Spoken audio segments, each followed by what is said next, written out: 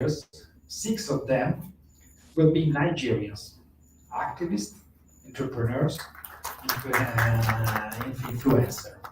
And some of them are also with us today and will share their experience. Nigeria Italy Youth for Climate aims to create a platform where young individuals can engage with experts, policymakers, private sectors, and youth groups to explore innovative solutions, advocate for climate justice, and discuss actionable steps to address the urgent challenges posed by the climate change. The conference will invest in climate solutions and collaborate on youth-focused initiatives across different regions in Nigeria. It will also empower young people with the knowledge, skills, values, and attitudes to address environmental challenges for social impact and profit while driving climate action. And I hope that this will be only the first of a series of events that we will organize here with our Nigerian partners. As part of in the framework of the Kyoto Protocol, Italy national determined contribution is to decrease its emission by 33% by 2030 and to be carbon neutral by 2050.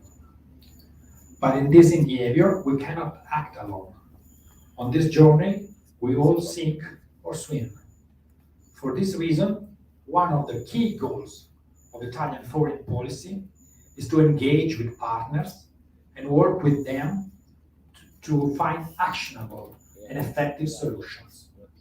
And from what I see today, I can tell that Nigeria is an ideal partner for its youth, its energy, and its creative and innovative potential. Let me touch at the end of my intervention another theme that is very dear to the Italian government and its key objective of our foreign policy now, and also a theme that testifies the commitment of Italy to the theme of sustainability. The candidature of the city of Rome to host Expo 2030. The Eternal City, as Rome is called, has always been a capital of art, culture, dialogue, and creativity, and is the embodiment of constant regeneration. Partly this stems from the spirit of its people, and partly from its geostrategic location that were both significant in its ancient power and current relevance. The neighborhood of Rome, where the Expo will be built, Tor Vergata, is at the periphery of the city. It's somewhat a degraded suburbs, but at the same time hosts a prestigious university. Tor Vergata lends itself as an ideal place to build innovative regeneration based on social inclusion and community action, and to reimagining and nurturing of environments corresponding to people and territories, the central themes of Expo. Expo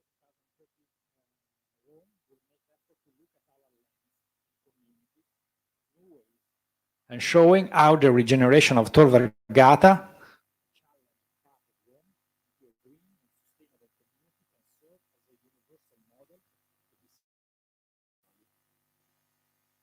regeneration way beyond architecture and infrastructure works. It celebrates any and every aspect of rediscovery, reinvention, and rebirth. And I have to say how much this theme of hope is so relevant for Nigeria and also for all this.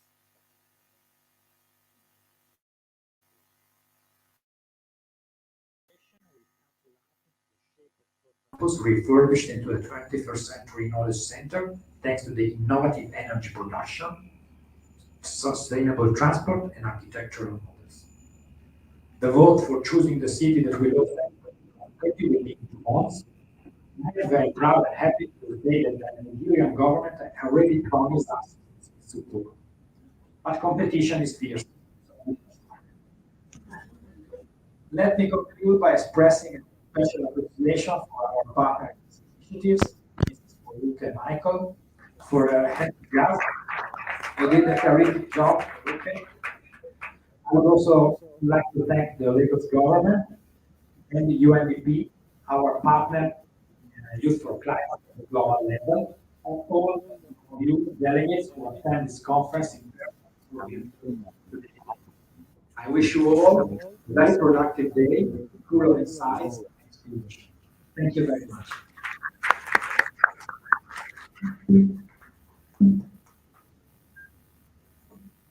Thank you very much, sir. Please a round of applause for yourself.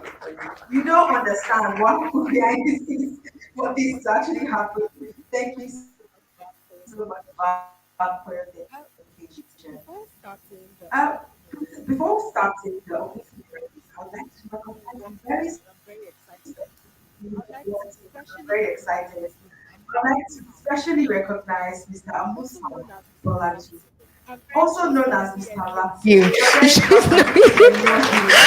Sir, thank you so much for coming. He's the president of the Tampan Global Theatre Arts and Motion Pictures Practitioner Association of Nigeria. Thank you so much, sir. I would also like to recognize Titi Jeje, the chairman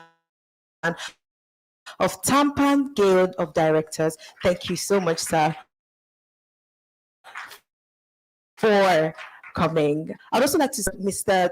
Tiwalade Adeni, thank you so much for making it. And also Miss Marilyn, thank you so much for making it here today, ma. So now we're going to kick off with our open plenaries. And I said I was going to talk about Premium Trust Bank. Ladies and gentlemen, as I introduce our next distinguished speaker, please allow me to share a short story.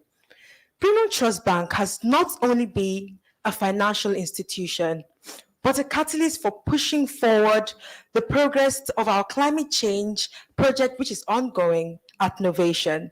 They saw the future of this project before they actually saw the past and the present, which was very profound to us as Solution 17. I mean, they offered us their innovation hub to start with for a week, which we are actually presently in. And that was amazing and very, very distinct to see an institution who would run with our vision without actually seeing where we were going to.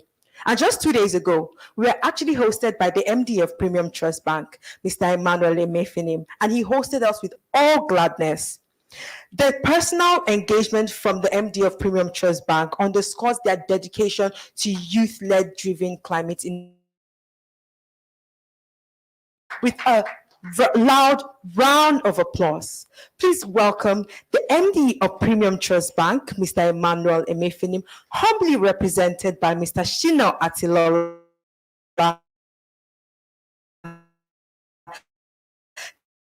the Executive Director, Transactions and Digital Businesses.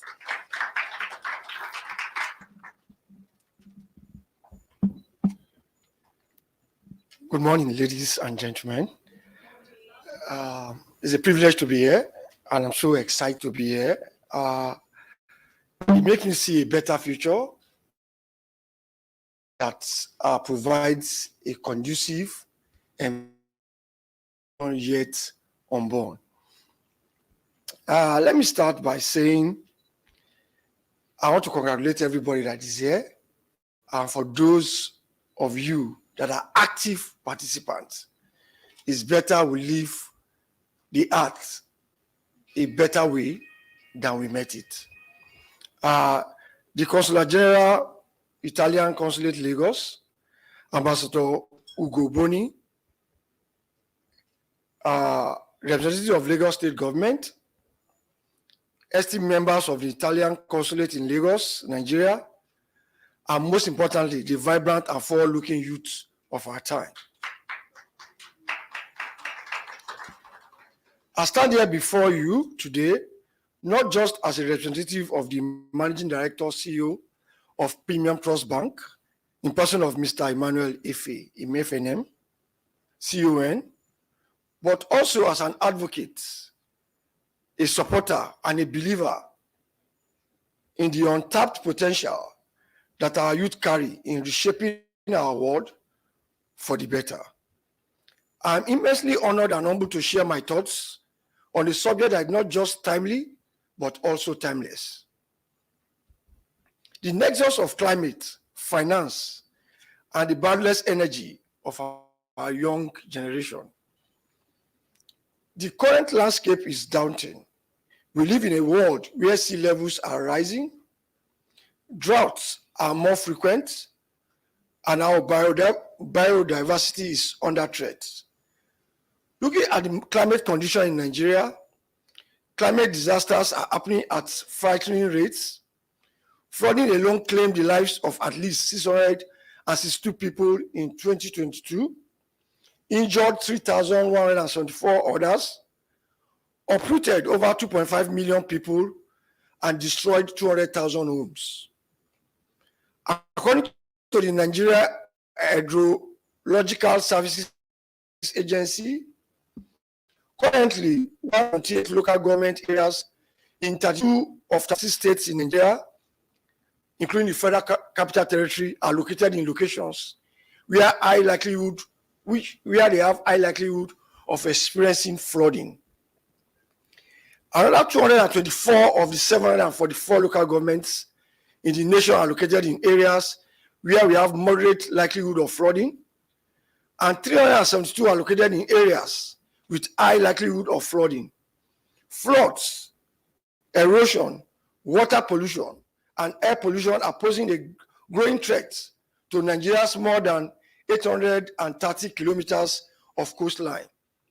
Due to the bedrock protecting the shoreline eroding, communities in Niger Delta states bordering the Atlantic Ocean have lost or fear of losing their homes and farmlands. Is that terrible? Despite all, we also live in a world filled with endless opportunities. Opportunities arise from adversity, and ones that allow us to reshape, reimagine, and rebuild our environment. At Premium Trust Bank, we recognize that investments in climate solutions are not just about risk management or corporate social responsibility.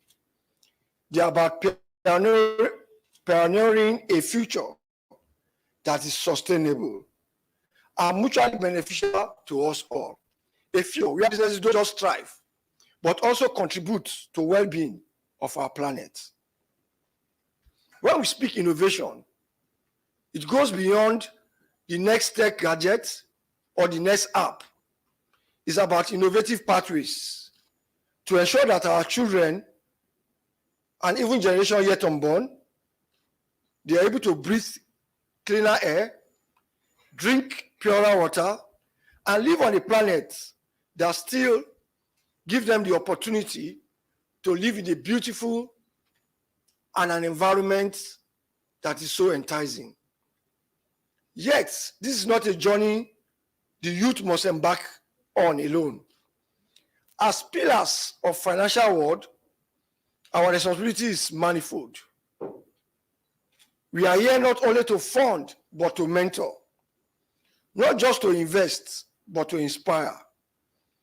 And not merely to profit, but to propel these young minds forward. And this brings me to the most crucial part of my message today, the role of our youth. The theme, Youth4Climate, advocate, innovate, act, captures it perfectly well. The youth are not just the leaders of tomorrow, but the change makers of today. Their innovative ideas, unparalleled passion, and intrinsic desire to make a difference can bridge the gap between social impact and profitability. This is where climate finance comes in. And we at Premium Trust Bank, it's not just about monetary flow, it's a commitment to a sustainable future. We believe that investing in youth climate solution is synonymous with investing in our collective future. This led our support of just the concluded co-creation exercise by 4 award-winning Vision of the Child artists, a brainstorming session to help depict tech-driven climate action solutions that communicates the urgency of climate action on 17 canvases in Lagos and New York University, Abu Dhabi. This held act at the Innovation Hub hosted by the bank to promote COP28 UAE, when we empower you to take action, we are harnessing the strength of a generation that thinks beyond borders, beyond the now, and beyond the conventional. Our mission is not only to provide novel solutions through innovation, technology, and premium service, but also to amplify the voices of our young climate champions. Together, we can create a world where both businesses and the planet can prosper. The team, Youth4Climate, advocate, innovate, is not just a slogan, it's a clarion call, an innovation to the youth to rise, ideate, and materialize solutions. To our young advocates and actors, I say this: keep challenging the status quo, keep pushing the boundaries of what's possible. Your tenacity, creativity, and commitment will pave way for a greener and more resilient world. In conclusion, I would like to express my gratitude to the Italian Consulate in Lagos, Nigeria, for shining a light on this vital issue. In line with the tagline, our tagline as a bank, together for growth, together by investing in our youth and in climate solutions, we are not just securing a sustainable future, but we are also unlocking new horizons of growth, prosperity, and innovation. To the youth, I say, wear your idealism as your armor, wield your passion as your sword, march forth. We at Premium Trust Bank are right behind you, ready to support, ready to listen, and ready to act. Together, we'll make a world a better place. Thank you. Thank you so much, Shina Atilola, for that. We indeed will be pushing the vision forward. So now I believe that we are all youth in this hall. I don't believe anybody is old. That's our mantra in Solution 17. So I'd like each and every one of us to take our phones out. Let's do this little exercise.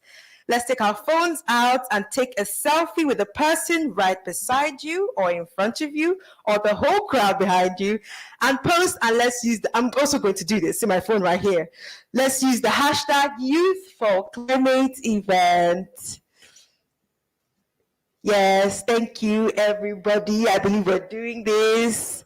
You can say cheese, cheese, or let's Youth4Climate.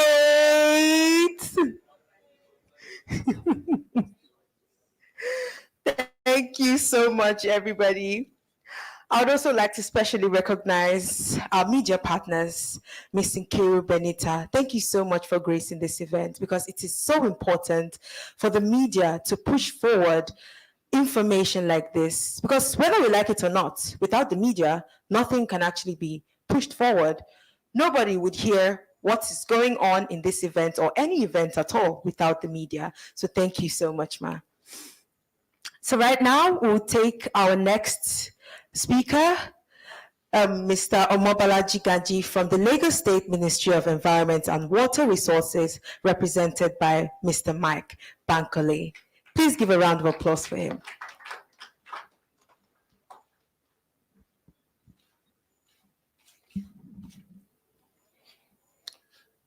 Thank you. Let me say good morning to everybody that is present here. My name is Bankole Michael, has been announced, and I head the Climate Change and Environmental Planning Department in the ministry. My PS is at executive and legislative retreat, and he can't be here. He would have loved to be here. His address, and to say that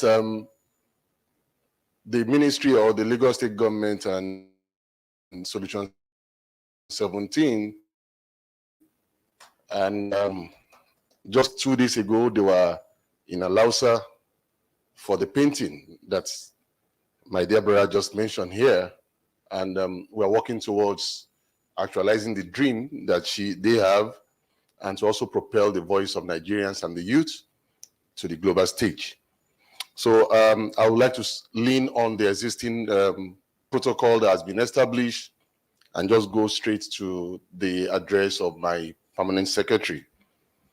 I am truly delighted to be among you today at the Nigeria-Italy Youth for Climate program, which is jointly organized by the Italian Consulate in Lagos and Solution 17 and all other partners. Our gathering here at the Lagos Continental Hotel in Victoria Island, Lagos, on this important day, the 15th of September 2023, signifies our shared commitment to addressing a pressing global issue, climate change. I want to express my sincere pleasure at participating in this event because it's make it possible for us to be able to interact and to be able to share ideas with everybody, where we will engage in a thoughtful discussion about climate change, a topic of paramount significance. Climate change is a widely documented global phenomenon, recognized as one of the most critical challenges affecting our planet. The continuous rise in global temperature, exceeding the critical limit of 1.5 degrees Celsius established in the Paris Agreement, is leading to severe environmental consequences and hastening the impact of climate change. Furthermore, it is no secret that Lagos State is particularly susceptible to adverse effects of climate change, a fact supported by extensive research and observation. This vulnerability has been a driving force behind our unwavering commitment to ensuring that Lagos State is resilient and sustainable in the face of climate-related challenges. For us in Lagos State, what we have done is to ensure that we bring science and we will talk from evidence-based. In Lagos today, we have conducted our greenhouse emission inventory. We've done it twice to be able to ascertain the amount of greenhouse gases in the atmosphere. This particular exercise affords us the opportunity to be able to make decisions on the kind of adaptation project or the kind of mitigation project that we are to embark upon. The first time we did an emission inventory, what we had was 26 million tons of CO2 equivalent of greenhouse gases in the atmosphere.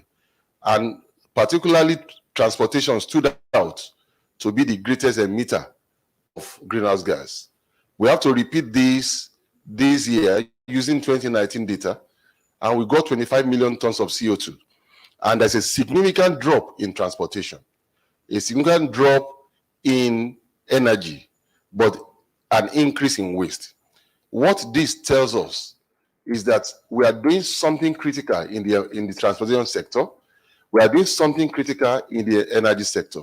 And everybody in Lagos today, we know that Lagos State is the only state that has moved from transport on land to transport on water and transport on the rail.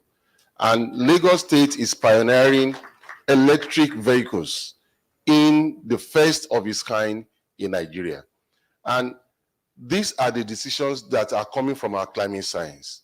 And we also understand that the sea level rise is a major problem to Lagos. Lagos is underwater. And the more we begin to do actions that are going to save the nation. Some years ago, some researchers says that Lagos is going to be underwater by 2025, which is just 2 years to come. But Lagosians will not sit down, fold their arms and see Lagos go underwater. And that is why the state government is very, very desirous to make actions and to collaborate and to also do things that ordinary people would not think is necessary for us to do. And going further, it is not, like I said, I am proud to announce that Lagos State stands out as a leader in Nigeria, being the sole state with a well-documented and evidence-based climate action plan. 2 years ago, we launched, 2 or 3 years ago, I think 2021 years, we launched our climate action plan. It took us 3 years to develop this plan. and we spoke at length with experts from the transport, from the energy, from the housing, everybody that needs to be spoken to, so that we can come to a decisive answers. We had multi-level solutions that people give to us, and we have to take these solutions through a finalization, or what we call the multi-level criteria analysis, to bring out the most important actions that the state government needs to do in transportation, in waste, and in energy. Today in Lagos, we are the only, maybe I stand to be corrected, only state that is generating its own power and powering its own establishment. In Alausa today, we are off grid, we are off the national grid. We use our own independent power plants that we generate from Alausa. And most of our public assets, or most of our universities and primary schools or secondary schools also have a renewable solar plants in their vicinity, or in their school, or in their compound, to generate power. And I will also say here, we need to blow our trumpet so that people will know that we are doing something. Lagos State is the only state that has its climate action plan embedded in the nationally determined contribution anywhere in the world. This is to show that Lagos State is doing something. This comprehensive plan meticulously outlined a multitude of adaptation and mitigation strategies aimed at achieving our ambitious target of reaching net zero emission by the year 2050. Moreover, it is essential to emphasize that our state has undertaken a thorough climate risk assessment along its coastal areas. Lagos State is blessed with 187-kilometer coastline, and we know the problem that is associated with this area. And that's why we have to do a critical climate risk assessment. From our assessment, what we found out is that Lagos State, if no action is taken, if business as usual is continue, Lagos State is going to lose over 8 billion naira worth of property. And I'm glad to announce to you that the most recipient of that part of that money is Lekki Corridor. So we need to do something. We need to think the way we work, the way we build, the way we approach the environment. Because the environment will take whatever we give to it, and then it will multiply what we have given to the environment and return it back to us in multiple fold. So the objective of this assessment is to identify and address specific climate change related challenges that our coastal community face, with the ultimate aim of providing effective solutions to protect our people and environment. Ladies and gentlemen, Lagos State has demonstrated unwavering dedication to addressing climate change for years. We have recognized the vital role of advocacy, behavioral change, immediate solution as an integral component of our strategy to tackle environmental issues within our state. It is also important to highlight that Lagos State actively collaborates with non-governmental organizations dedicated to addressing environmental challenges. When I was going through the bulletin that was given to me, I saw some names, and the Consular General mentioned Abdulaziz. We actually met at COP together, COP 27, and we share ideas, and since then we've been talking. We are passionate about NGOs because they go to the grassroots. They see what we don't see. I saw that Olumide is going to be here today. Olumide is a very good partner with my department. We talk on climate change issues on a regular basis because we've seen that they are part of the solutions. If we must do something, our government recognize that we must work with them. This partnership are proven to be instrumental in leveraging the extensive reach and favor of our youth. Our youth are a powerful force in the battle against climate change, and we have consistently engaged with them. As a testament to our commitments, during the 9th Lagos International Climate Change Summit, which was held in this same hotel last year, the ministry organized a poster competition as a side event. This initiative encouraged young talent to creatively interpret the theme of the summit through the medium of art. And those wonderful young boys and girls have the privilege of meeting with the deputy governor and the wife of the Mr. Governor and we encourage some of them came to our office. Some of the things that they producing bags from used clothes and all those things, my officers encourage them, we bought from them, and then we also introduce them to people that we patronize them, because we believe that when you empower the youth, they will channel their energy to something beautiful that all of us will be proud about. In conclusion, integrating youth into the discourse and actions surrounding climate change is not just a choice, but an imperative. Our plan is, in Lagos State and in my department, is for us to create a youth climate council. This council is going to be an advisory committee that is going to advise the state government on what actions needs to be done. This idea have been shared with an international NGO, the C40 cities. I have shared this idea also with some NGOs locally, and we are looking at how we are going to come together and form this climate council, youth climate council, and then find a time to be able to inaugurate them, and then we'll begin to work and see what we can do for the state. Climate change does not discriminate. It does not matter whether you're a Lagosian, it does not matter you are from any part of the country, it does not matter about your political affiliation.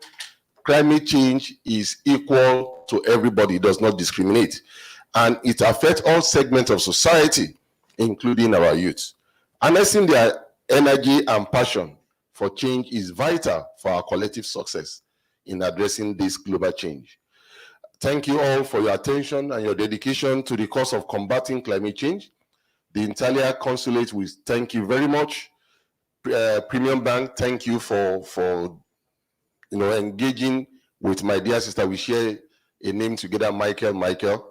And let us continue to collaborate, because I believe by the time we collaborate and we talk, our problems are solved, and then we can move to the next level.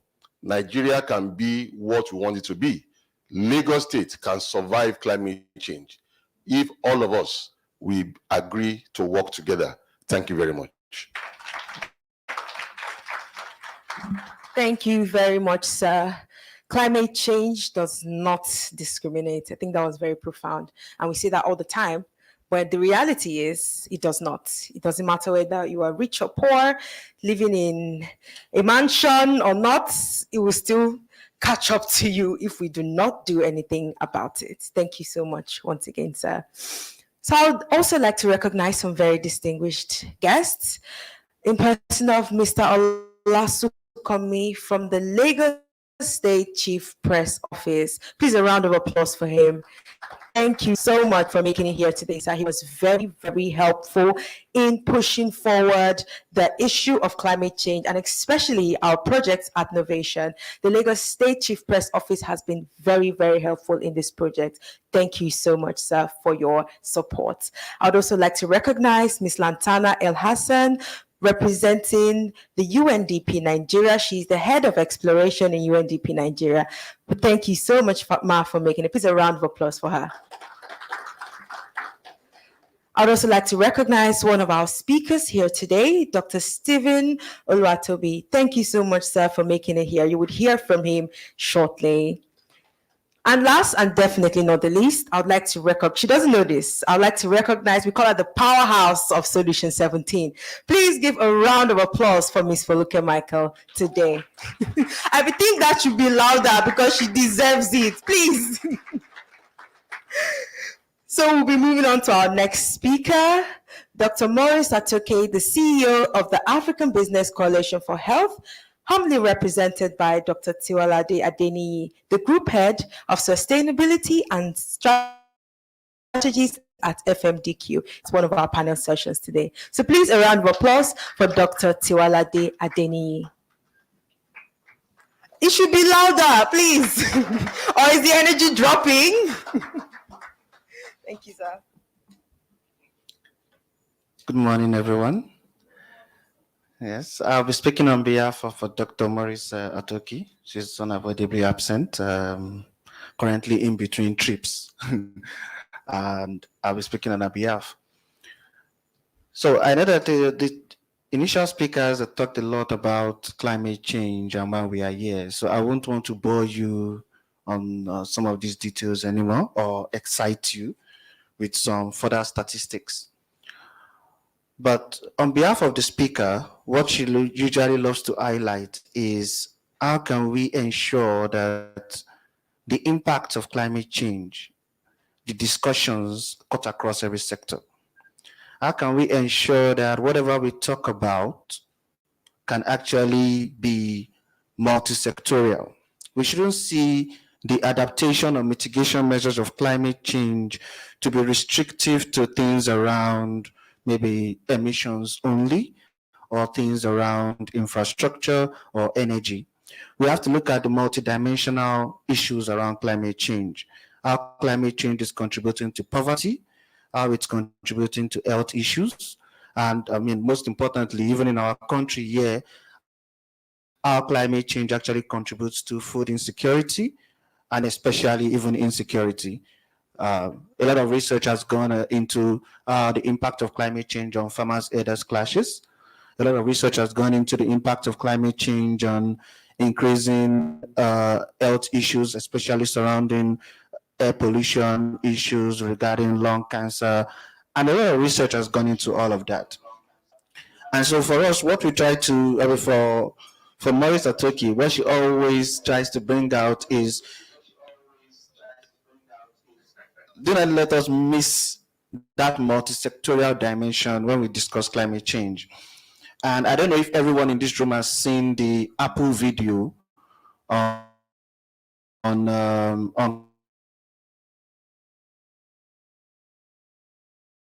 really does what it does, but it does go to show how multi-sectorial organizations have to think about climate change.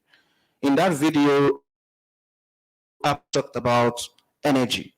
They talked about water, how their water use contributes to climate change, how their water extraction contributes, how mineral extraction contributes, how their supply chain contributes, and most especially even how they ensure that their workers also have an environmental footprint that is carbon neutral. It shows that organizations need to look at the bigger picture, the holistic view of the climate change, and we don't just restrict it to certain discussions as well. So finally, she also wanted me to let you know that, at AHC represents African Business Coalition for Health, and at ABC Health, one of the things that they advocate on is how we can grow awareness on climate change as it relates to public health, and especially for the primary health sector. Our focus is always on how can we ensure that these conversations around climate change adaptation and mitigation actually contribute to improving the primary healthcare sector, especially in Nigeria and of course in Africa. And so for her, she said, for these conversations, when she looks at advocate, innovate, and act, it aligns with what they currently do at ABC Health. It aligns because they like to create awareness, advocacy. They are looking for innovative solutions to help with the healthcare sector in Africa. And most especially, they are not just talking, but they are also working, just like the way the Lagos State representative has told us. It's not just about talking the talk, but they have actually put the actions and the boots are on the ground. Thank you very much.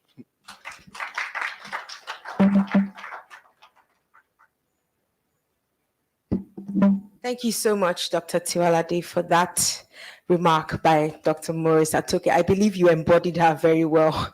I think Mrs. Boluke can testify to that. You really did embody her very well. Thank you so much.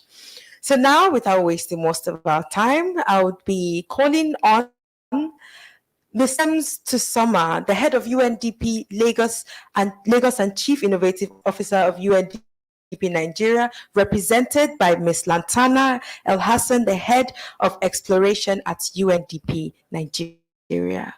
Thank you so much.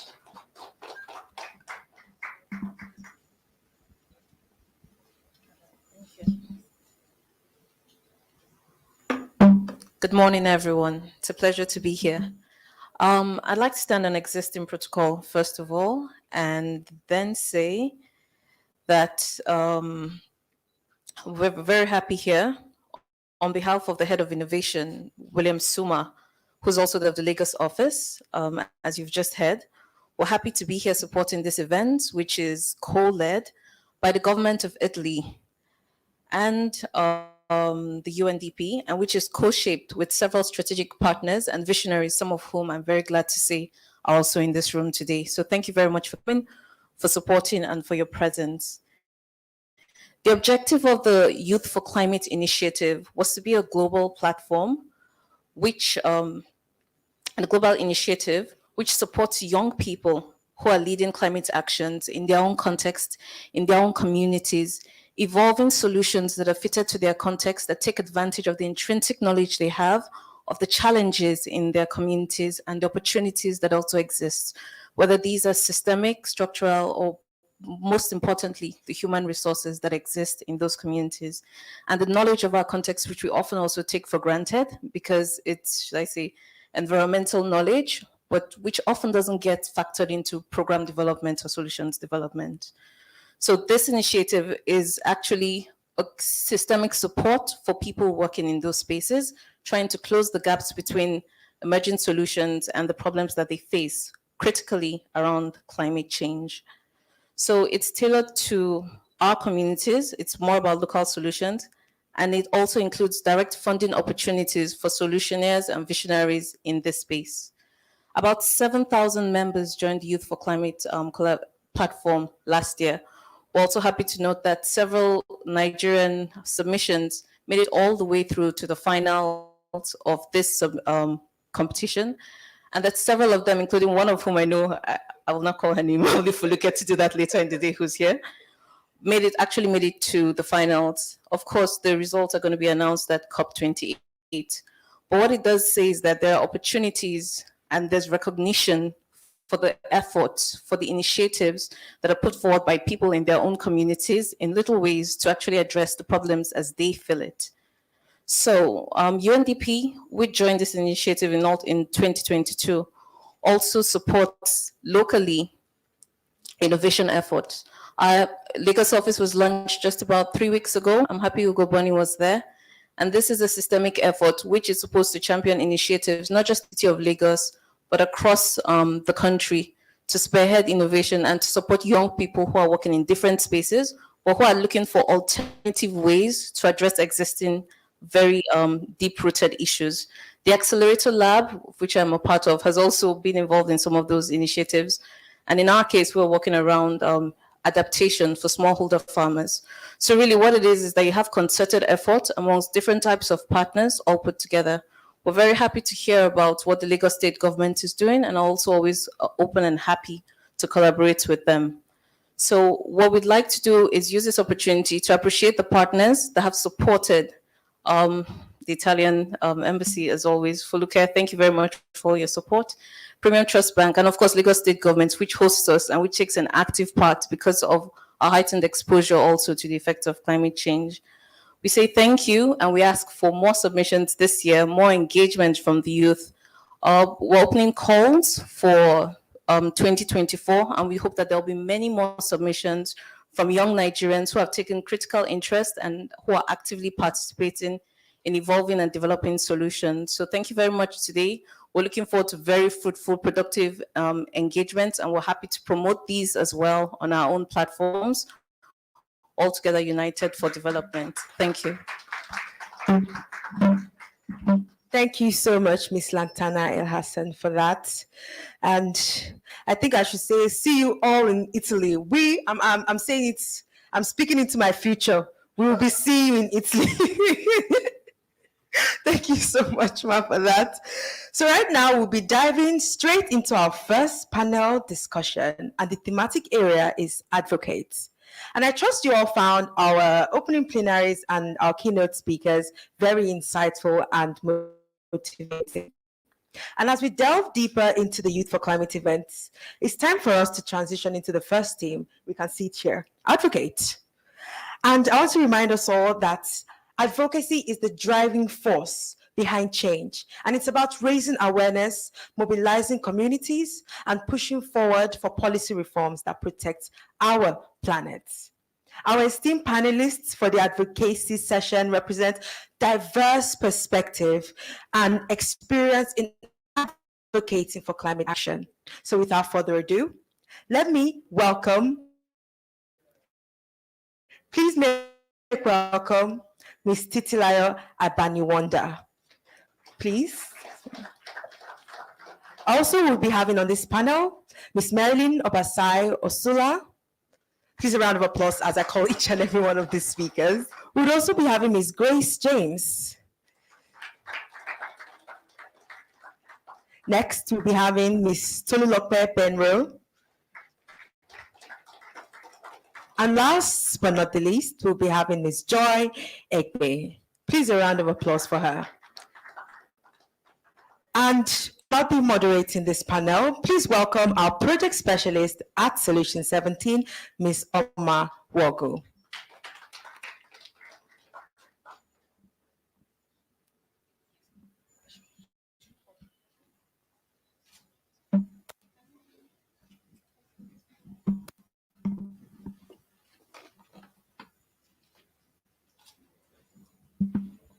Hello, everyone. Good morning. My name is Homa Wogo, and I am the project specialist at Solution 17. I'm also popularly known as the LinkedIn Queen, and it is an honor to be on this power panel. You know why I called this panel a power panel as we begin. The title of this panel is Environmental Justice, Climate Impact, Adaptation, and Resilience. But before we begin, I would like you to look at your neighbor and proclaim that I am a climate advocate. If the person is not responding with the kind of energy you're giving him or her, look at another person and proclaim, I am a climate advocate. Beautiful, beautiful. As we go, environmental justice is, and I would like to give a brief definition so when they start talking about it, you would not be lost. Environmental justice is the fair treatment and meaningful involvement of all people, regardless of race, the development, implementation, and enforcement of environmental laws, regulations, and policies. And so to my panelists, we have one goal: how to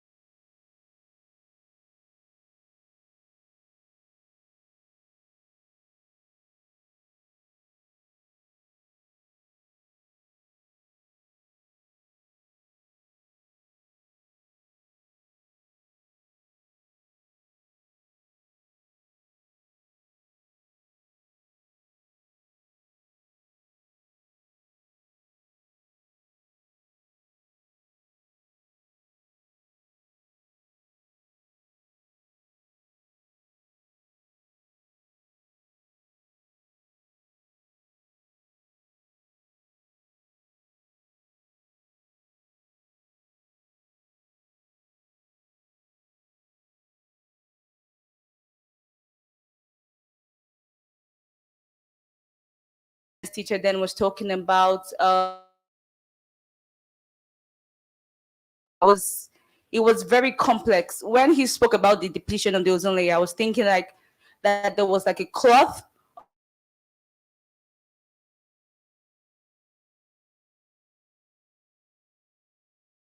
using. So thinking back, I realized that, okay, yes, it is one thing to speak about climate change, sustainability, but how do you bring it down to people in primary schools, in secondary schools that are actually really fascinated or interested in the science of climate change? And that's how Greencrest came about.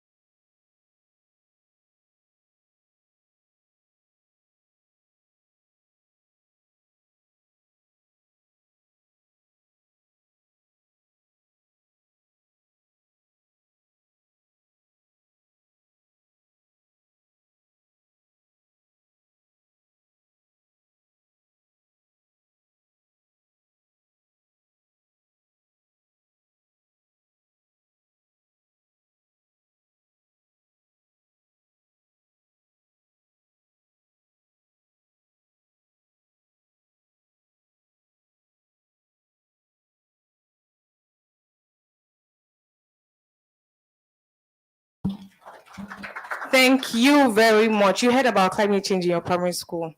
Wow. I don't know if I heard about climate change in my primary school. And I think this is also an awakening to let us know that if we really want this thing to work, we need to take it to those people, right? We need to take it to their level. All right, I would like to pull you in, Ms. Titilayo Abaniwanda, even as we take this conversation a notch higher and talk about communities. Ms. Titilayo Abaniwanda is the Lagos Community Manager at Susty Vibes. And you know, one thing, a round of applause for her. Thank you.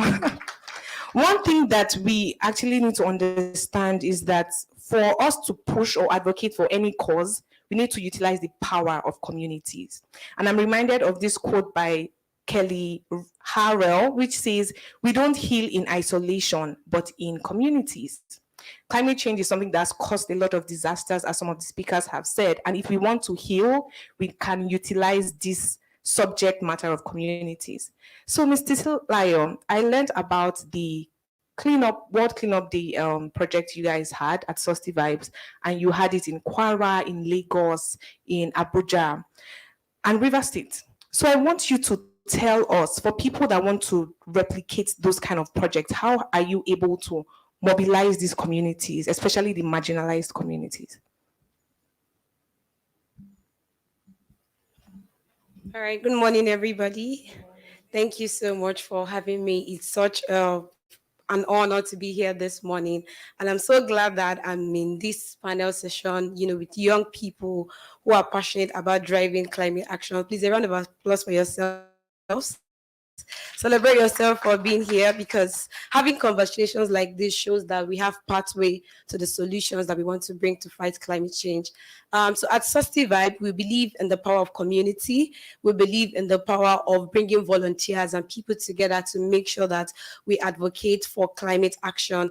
And in doing this, one thing that we are key on in Susty Vibe is to bring that energy, to bring that vibe, to be that as young people, you can advocate for climate action, whether through pop culture, through music, through poetry, through movie screening, anything you are, just the way you are, you can propagate the action, you can propagate that, word for people to see. And just tomorrow, we'll be having cleanup day in over 12 states, in Lagos, Abuja, Port Harcourt, Kaduna, Edo states tomorrow. And we are coming out in mass in different communities to make sure that people see the effects of climate change and how they can take on.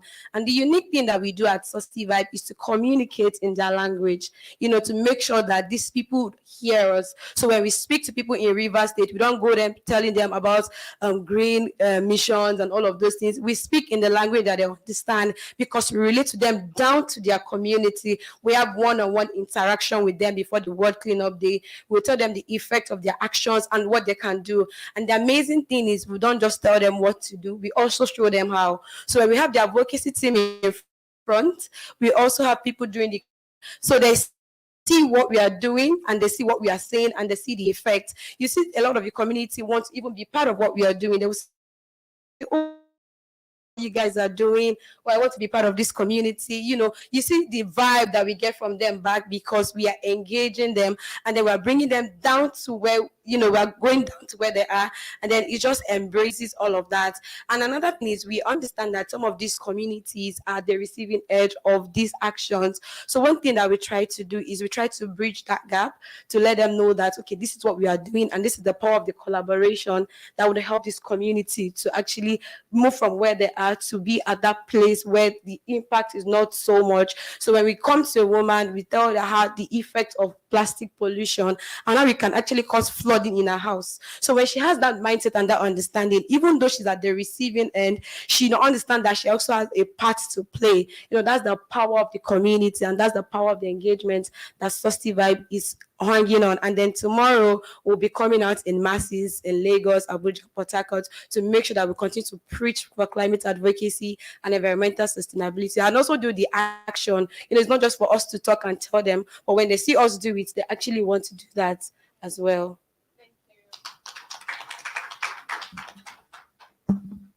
Please, a round of applause for Susty Vibes. Something that really caught attention is when you talked about not just telling them what to do, but showing them how to do so.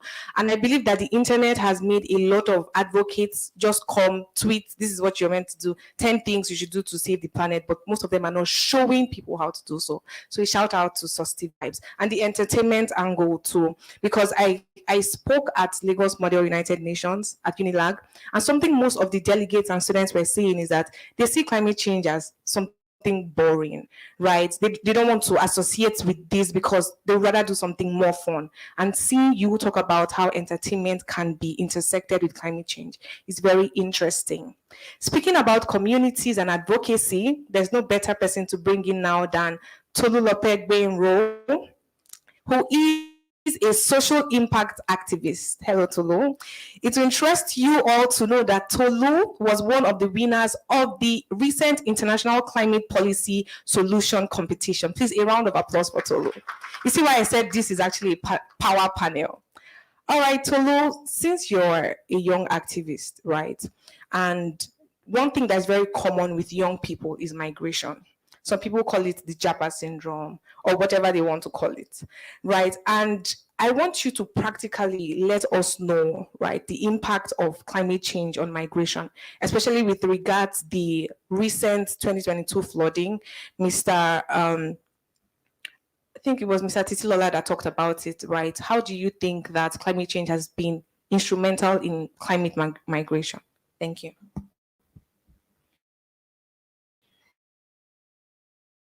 Good morning, good afternoon, everyone, regardless of what time you are streaming in. I'm grateful for the privilege to speak. Start by talking about the recent flooding in Libya, and the news basically shows that over 5,000 people have been killed. So there's currently, mass burial going on. So let's look at the statistics for flooding in Nigeria last year. In 2022, there were a couple of flash floods in different states. When it happened in the Niger Delta, it wasn't taken so seriously. It felt like it was far from here, and then suddenly it happened in Lagos, and suddenly it happened in the north, and it started happening, and it happened basically around. So basically in 2020, 33 out of the 36 states in Nigeria were affected by flooding. And how did that affect people? So in very simple English, it led to climate migration. So climate migration is basically the forced displacement of change as a result of climate action. So in a scenario, you could see people that were traveling from the north to the Niger Delta region, and the road was basically washed away by flood. So it was difficult to bring in food products like tomatoes, pepper, and even meat to those particular regions. Another practical example would be in the Niger Delta region. So take, for instance, you have River State, you have Bayelsa State, and you have parts of the Delta, right? The flood got really bad, and at a particular point in Bayelsa, for instance, it started exhuming bodies from cemeteries. So it was not healthy at all. It was not safe at all, because in that kind of situation, an epidemic could literally break out. So this is basically one of the of climate change, and I like to look at it from the angle of WASH. So WASH basically has to do with water, sanitation, and hygiene. So it means providing sanitation resources to people, right? There are over 2.2 million people globe that lack access to basic clean water and sanitation material. So when climate migration happens and people are forced to leave their houses, forced to move from schools, from work, it basically means that open defecation increases, because even in their houses, they don't have access to basic sanitation resources. So when they have to leave, it doesn't make the situation better. And it's not something that is spoken about a lot, because when you say climate migration, you would think everybody just maybe wants to Japan. People are trying to leave the country and go to Europe in search for greener pastures. And it seems like it's very far-fetched until it probably affects you in the process. So that's basically it's about climate migration. And the way individuals can help in that is probably raise awareness on WASH and, for instance, drainage. So if you look around certain states and certain areas, you would see there are places that are flood prone, for instance, or lack good drainage system, and very little or nothing is being said or done about these issues. So when the flood comes, what happens in those situations? And these are issues that we should speak up about and we should act on. Thank you. A round of applause for Tolu. Thank you very much. I believe that what you just said is very educative, in the sense that a lot of people think that these young guys are living mostly because of maybe a job or better education, but now you're telling us that climate change has an impact. And it's just also a sign for all of us as advocates to advocate better and more innovatively. So in that sense, I want you to look at that neighbor you spoke to and say, I am a better advocate. Say it with energy. I am a better advocate. Beautiful. We've talked about communities, we've talked about young people, and so we would like to talk about the corporate sector, because we have a lot of organizations here. And so I would like to pull you in, Ms. Marilyn. Ms. Marilyn is the Associate Director, ESG and Sustainability Services at a company very dear to my heart, which is KPMG. I'll give you guys a brief story. KPMG actually brought me to Lagos because when I was studying economics at Covenant University in 2019, I actually got an internship at KPMG, and that was what made me come to Lagos. So I'm very excited to see you. A round of applause. So I'd like to pull you in at this point, ma'am. Tolu just talked about the adverse effects climate change can have on young people. And I want you, in your opinion, what role do you think businesses and organizations play in promoting environmental justice and climate resilience? You can also feel free to share examples of initiatives or strategies that you have used to effectively integrate these principles in your own company's ESG.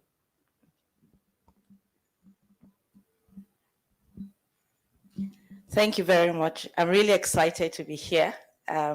When I heard the word youth and I went to check the definition of youth, I said, should I be invited? But it's okay.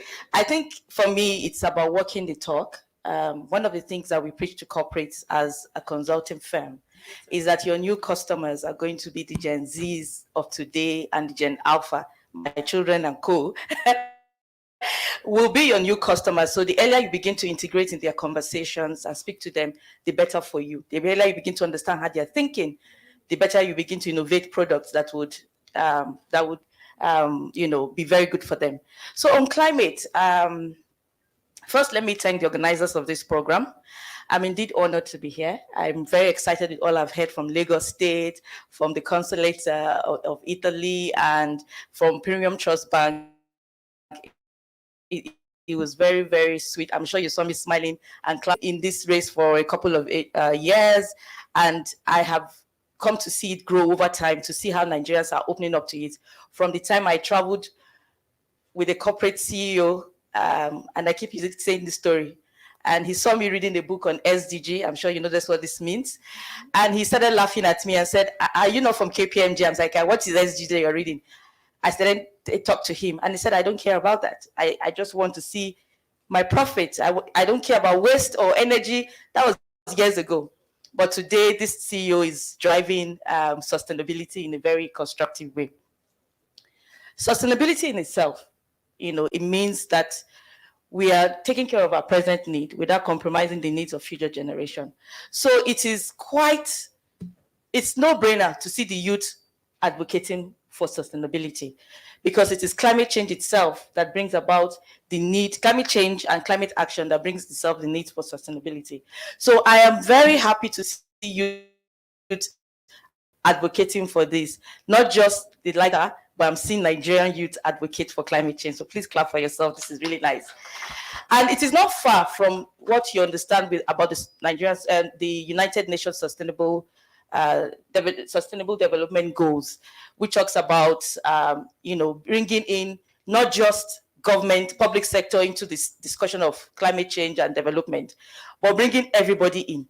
Bringing in private sector, public sector, NGOs, individuals, into the room to talk about how do we make our planet sustainable? How do we make our development as a whole sustainable?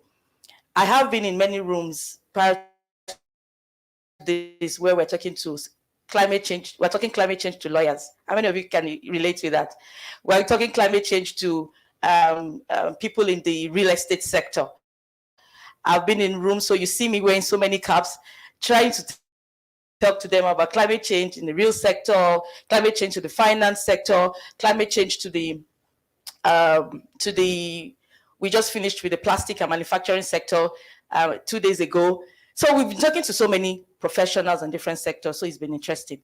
So climate change itself is pushing the world into a different, making us see things in a different way. And tied to this conversation, we look at the SDG 7 that talks about affordable and clean energy, industry and innovation, which sits at the heart of this event today, and infrastructure. So it's not far.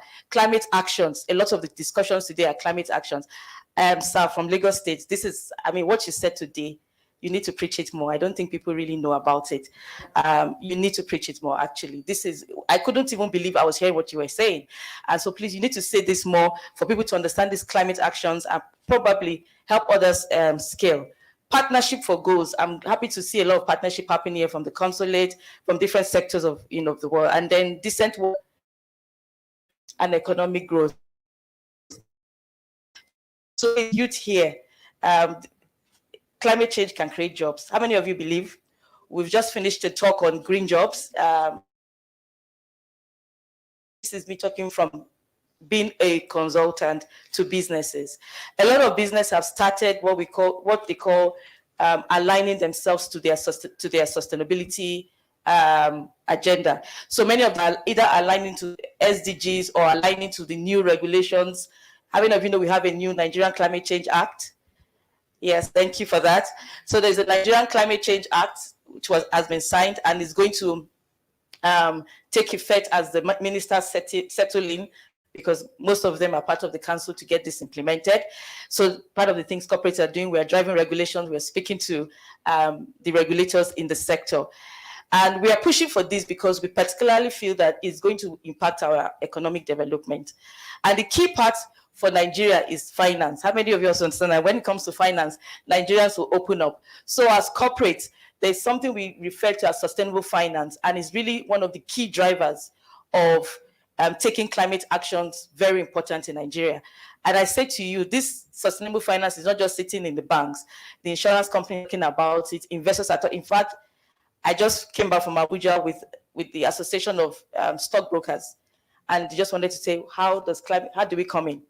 So we are in the right space and we are doing the right thing by advocating for climate change. So in this, I hope I've been able to answer, what the corporates are doing to ensure that. But let me end with this. One critical thing I think the corporates are doing is also to build social enterprise. They are not doing this as direct businesses to themselves, but their activities in terms of ESG and sustainability and such is creating that. And I'll just give one story and then I'll end with that. So for example, when we go to talk to companies about their waste, we find that many of them have, through insisting that their plastic waste and their electronic waste are recycled, have been able to generate indirect jobs and indirect social businesses in the small, medium scale enterprises. So corporates are doing a lot indirectly and directly. And I'm open to answer your questions as it comes. So there's a lot to talk about. Thanks. Thank you very much. A round of applause for her and KPMG. Thank you. So something that really caught my attention was when you talked about how some businesses actually just want to focus on profits. Yes, in as much as the main goal of business should be to maximize profit, but I believe that your answer has given us all something to think about, that beyond maximizing profits is also nudging to minimize climate adversity. Okay, Tolu, I'd like to bring you in here again. Or let me talk to Grace. Grace, I'd like to bring you in here. She has spoken about the corporate sector and how she has been able to utilize her position in her companies. And I want you to talk about your game, right? Let's get into the tech ecosystem. And you're a player in that tech ecosystem. And I want you to tell us how Green Quest, right, with the whole education and advocacy that you're doing, how can Green Quest influence policy changes, community actions, right? Because I believe that no matter what advocacy we do, no matter what projects we do, if we don't have the right policies, the processes are going to be very stiff. So let us know how Green Quest and even other youth-led initiatives can influence policy. Okay, thank you very much. Okay, I think the first thing that we need to realize is that we as a people, we have power by ourselves, with and without the government. The thing is, yes, we do have a lot of power because I think we can drive policies to show that there is a need. Exactly. One thing that Green Quest do, we are creating, we're trying to make young people understand that, like, in the physical world and in the virtual world, there is crisis. So we're showing them in the games, we show our stories centered on how climate change is and how Nico in our game is trying to reverse the impact of climate change. Last week, one of our regional goals is actually to create like clubs in school and to anyone that's interested in climate action join those clubs and get to learn more about climate change and how they can implement action in their communities. So I think, and we're going to be launching officially our school advocacy program on the 29th of this month, where we actually go to a primary school and get them excited about climate change through games and show them how they can take climate action and how we can actually create jobs for them, like through upcycling, recycling, and other things as well. So I just believe that when it comes to policies, once there is a need, because funny stuff, like over like 3 billion people worldwide play games. There's a huge market. Nigeria, 70% of our, so we have a voice that we can utilize. We just need to use that medium to propagate that change and to spark the emotional connection of climate change to these youth and start this movement. So basically, Green Quest is a movement. It's not just a game. It's actually a mindset shift. Beautiful. A round of applause for her. Is your game on App Store or Google Play? We're coming soon. Okay. Yeah, but you can try our demo on our website. Oh, beautiful. Because I wanted everybody here to download your game. Thank you so much for the amazing work you're doing. A round of applause for Grace. Okay, Tolu, I would like to pull you in here as an advocate, right? You know, there's something everybody believes in this from the ideas rule the world, or most people believe that ideas rule the world. But it's to get to a point where beyond your idea, you need funding, right? So how do you think that young people can properly, young climate advocates can properly brand themselves or show up such that they are fund worthy in quotes? Thank you very much for that question. I believe that is a very, very interesting question. So I started my advocacy journey as a student. So I would start by addressing students basically. A basic way you could start is to start in a group or in a club. I mean, these days everybody is looking for recognition. So most people just want to do something on their own and avoid collaboration, but collaboration would help you go further.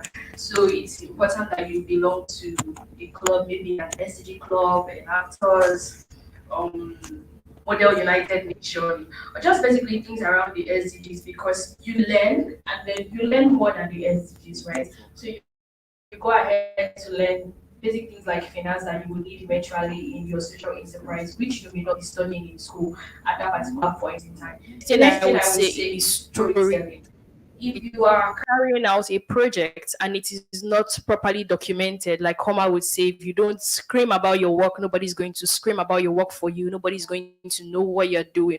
And it doesn't mean you have to, should I say, to be excessive about, putting yourself out there or branding. So a basic one would be document your journey. So take, for instance, last year I participated in the cleanup that Sosti Vibe organized in Kwara State. And I basically just took pictures, I documented my story, and then I put it out. Oh, I was part of this, I contributed to this, which is linked to SDG 13.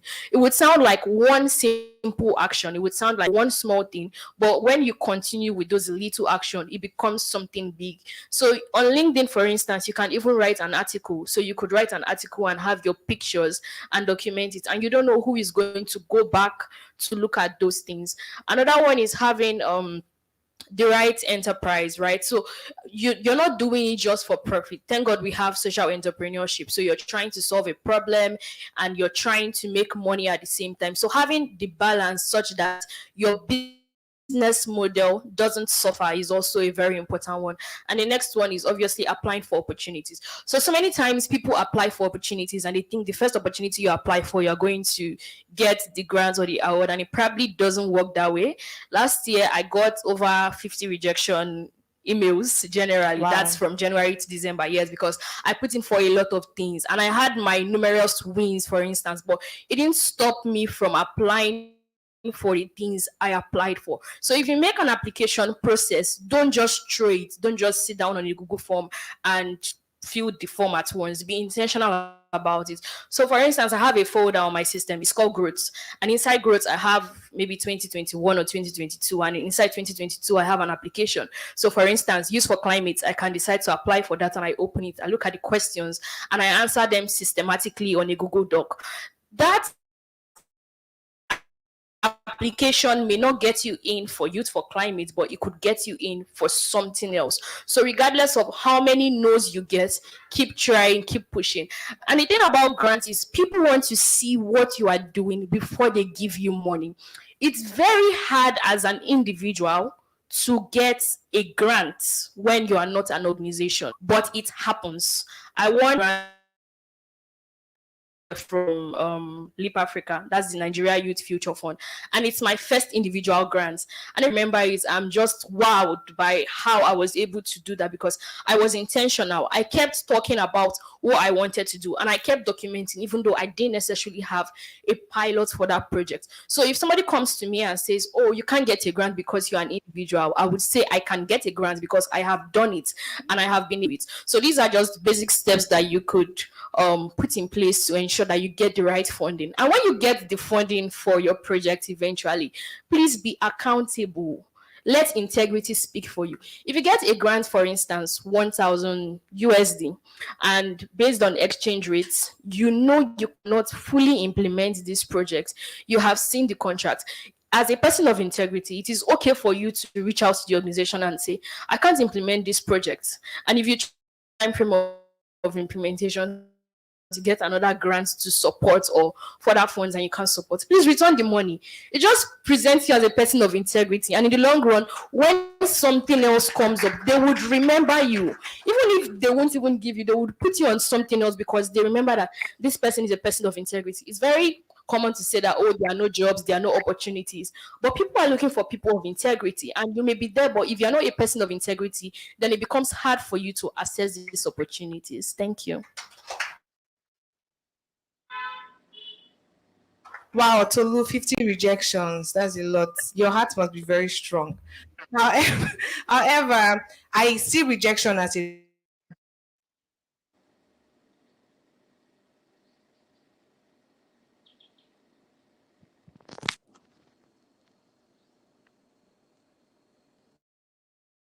joking with us and about how some people use the TEF grant for to organize their weddings, and it's just very shameful, right? Because you get a grant for a business, and here you are using it for here should use any grant for something like that. Thank you. Okay, so moving.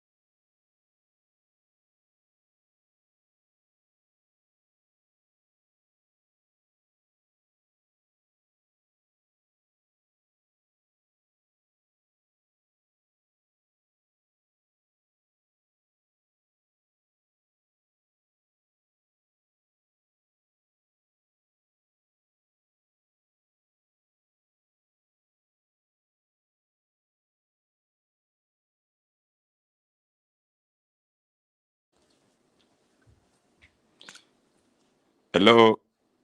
I am very sorry. I can't hear anything. I don't know if you can hear me.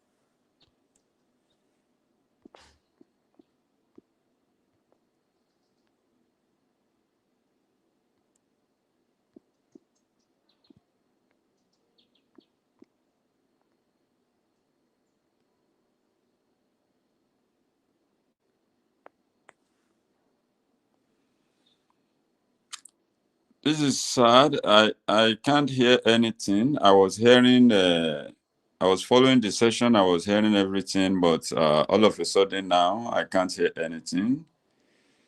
Can you hear me?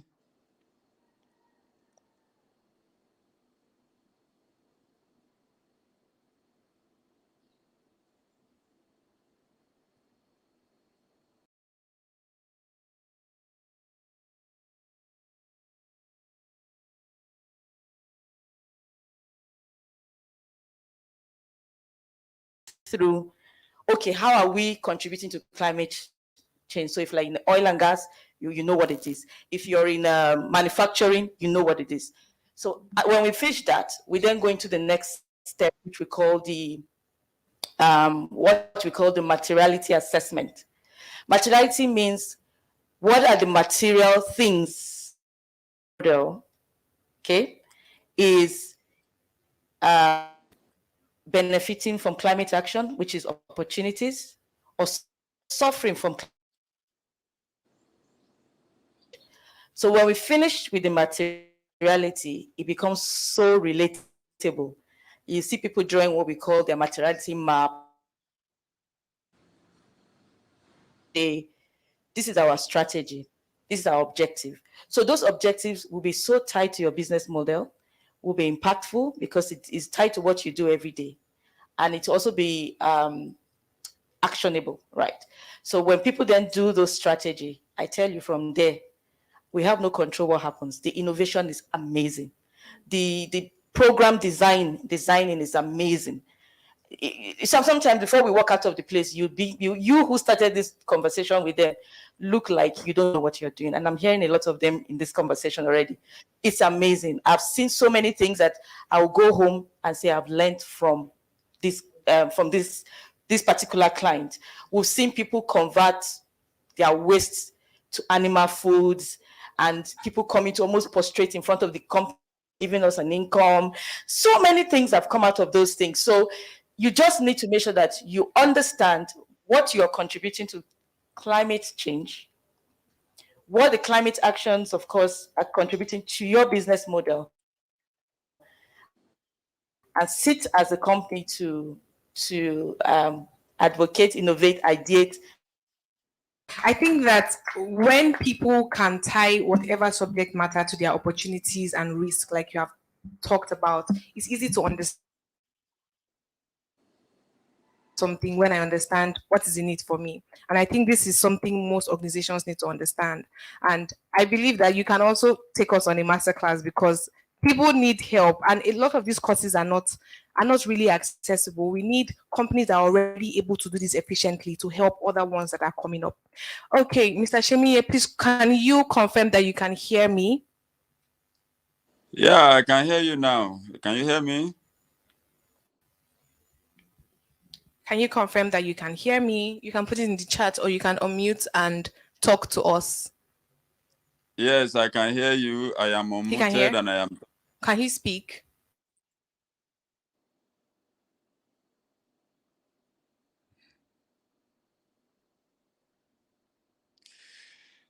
I think there's a technical problem there with sound, or I don't know. Now I'm hearing you and I'm seeing you, but I'm not sure you are hearing me.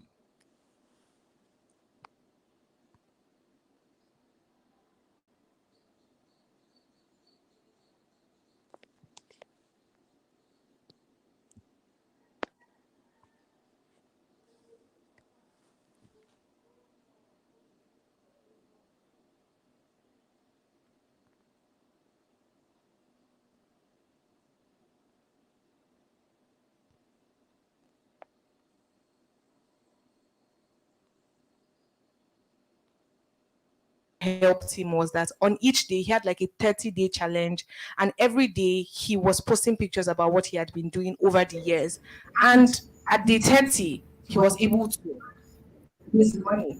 He's currently a graduate of New York State, and he just tells us the power of storytelling. Most of these organizations that want to fund you, they also want to fund success stories. They don't just want. Oh, look, so it's good to hear myself. So they also want to. Can you Hello? hear me now? Okay. So they also want to fund success stories. So you need to portray yourself as a success story by talking about your story, right? Like I will always say, shine your light, because if you don't shine it, who is going to shine it for you? Okay, Ms. Titi Layo, Lagos Community Manager of Susty Vibes. Even as we bring this conversation to a wrap, I would like you to let us know, right, the strategies that Susty Vibes has effectively used to bridge the gaps, resource gaps in vulnerable communities. And I'll give context to this. One interesting thing about environmental justice is that it often involves addressing disparities in resources. So when you go to this marginalized community, you see some people, like Toro said, some people don't have access to some basic amenities, right? So how has Susty Vibes been able to bridge these gaps in vulnerable communities, even with regards advocacy, education, etc.? All right, thank you so much for that. At Susty Vibe, one of the things that we use to address these disparities is the power of collaboration and the power of involvement. And the first thing that we do, for example, the last street conference that we have in Abuja, we partner with Ecobata and some other organization, and some of the community members and people around the community that participated in that event were able to bring their plastic waste to that place, and then they gave them something in exchange for that. So if you bring this ton of plastic, this is what you get in exchange. And then, so they know the meaning of recycling your plastic, they know the meaning of plastic pollution. And then the amazing thing is that people were also incorporated, to say that, okay, if you have this amount of plastic, you can call us. So that way we're able to address that disparity. Another amazing thing is when we hear people in environment say, oh, we have our debts here for so long. We partner with Loma in Lagos State, and by the way, they've been doing an amazing job when we've been working with them at Susty Vibe. And then when we put a call through and say, oh, this situation here, these people need to clear their waste, you see them show up. People like We Recyclers that we also partner with in our last street conference, they came to collect the plastic waste. So one of the things that we do in our cleanup is we separate the plastic waste from the biodegradables, and then we have people who come to take this waste to make sure that they are distinct. So we are key on the power of collaboration and the power of communicating to say this is the need that is in this community, this is what is affecting these people, and this is how we come in to address that. And also we use the power of the project of Susty Schools. I'm glad about what Grace is doing. In Susty Schools, we go to this environment, some of the schools and classrooms are not so good, and then we preach to them, and we also see how we can contribute to make sure that they have conducive environment, because you cannot come to a classroom to be telling a child about climate actions and telling him what he can do, or some of those terms when the environment is not even conducive, right? So one of the things, we partner with the people in that environment, to partner with the stakeholders to make sure that these schools are conducive. Just recently, towards the World Literacy Day, we partner with Dangote PLC, and we teach these children, what it means to take climate action, how to relate with them. And we also involve them in our community tree project. So we have community tree planting and project in different communities. We involve these children, we involve these people and say, this tree can be here. This is the advantage of this tree being here. So that way we're able to bridge that resource gap, and we're able to let them know that this thing that you're going through, we see it, we know it, and this is what we are doing about it. So there's a point where people know that they have problem and they are actually vulnerable. But when you begin to give them hope and you begin to get them involved, it gets them geared up. That's the vibe we always bring. So we know that these people do not have access to these resources. We know that these people are being affected by the effect of climate change. So what we do is to come to them, to give them the hope and get them involved, so they can be a part of what we are doing. And we do that in all of our projects, whether it's Susty Schools, whether it's Biovas, whether it's community trees, anything that we do, we make sure that we bridge that access to resources, and these people get involved, and then there's a hope that is spark up in them, and then you see them replicating the same thing that we have been doing, and that has really been phenomenal. Well done, Susty Vibes. Just a round of applause for her. Thank you. I think one major thing you emphasize is the power of stakeholder engagement. And a lot of young people, they start their advocacy journey on their own, but they don't realize that to take your impact to the next level, you have to involve certain stakeholders. So me today, you can start on your own, but at some point you need to involve stakeholders. Okay, Mr. Shemiye, please, can you hear me now? You can unmute your mic. Okay. I've been hearing you all the while. As he comes, I would like the four of you to. But in this case, you'll be talking about your success stories at Susty Vibes, at KPMG, at Green Quest, and even as a social impact advocate.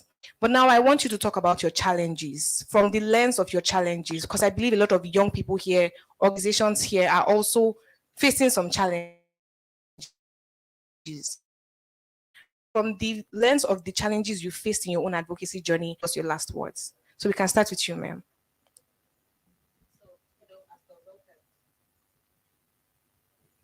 Hello. Okay. So as consultants, we are careful with the word advocates. So okay, consultant. So well, we do it, in a way we support, But I would say some of the success stories I've been a part of. I will start with an organization who converts waste to stationery for the company. And in doing that, they've been able to create jobs and create businesses from that work. Some of the challenges that we face seeing such things, are that many of the social enterprises require funding. And that's what we ago at the ProPac West Africa event. We brought the social enterprise people into the room and they had that discussion. And we realized that in one of the issues of them not getting this funding, which is called sustainable funding, which is is it fine? Media. Yeah. The challenge, I think, what the lady that spoke about transparency, Tolu has hit it on the nail. Transparency and accountability. Whether you're an NGO, the governance structure of your NGO, governance structure of even yourself. She talked about documenting. There's no documentation. We can't trace you. We don't know your story. We can't validate you. Who are you? Who are your mentors? Who do you speak to? Who is your banker? How are you? So those transparency issues were key. 3, most people don't think through the challenges I see. That most people don't think through what they want to do before they call in for help, certain kinds of help. So there's time to call in for people who will help you ideate. There's time to call in for people who will help you fund. But when it gets to the funders, you have to be clear what it is that you're doing, and you have to be able to scale. Whatever you're doing has to be able to be scalable. So those are the challenges I've seen, in my own line of career. Overarching is the awareness is weak for climate change. We're doing a lot, but it's not strong enough. I've entered the room where some people are just hearing for the first time about climate change in that perspective. So we need to increase, you told me to talk about challenges. That's why I'm focusing on that. So we need to increase awareness campaigns. We need to do more of these kinds of workshops. And lastly, we need to do more partnerships. We are open to that in KPMG, and that's why I'm here. I don't care whether the youth is 13 to 35. I said, no, I'm coming, So we need to do more of partnerships to drive lots of opportunity for Africa, for sustainable Africa growth in Africa, if we really, really look into climate actions in a collective manner. Thank you. Thank you very much. KPMG is open to partnerships, so young people here, you can shoot your shot afterwards. Okay, Mrs. Lola. All right. Thank you so much. In my conclusion, some of the success that we've experienced at Susty Vibe is planting over 5,000 trees, that we did with partnership with the British High Commission just 2 years ago.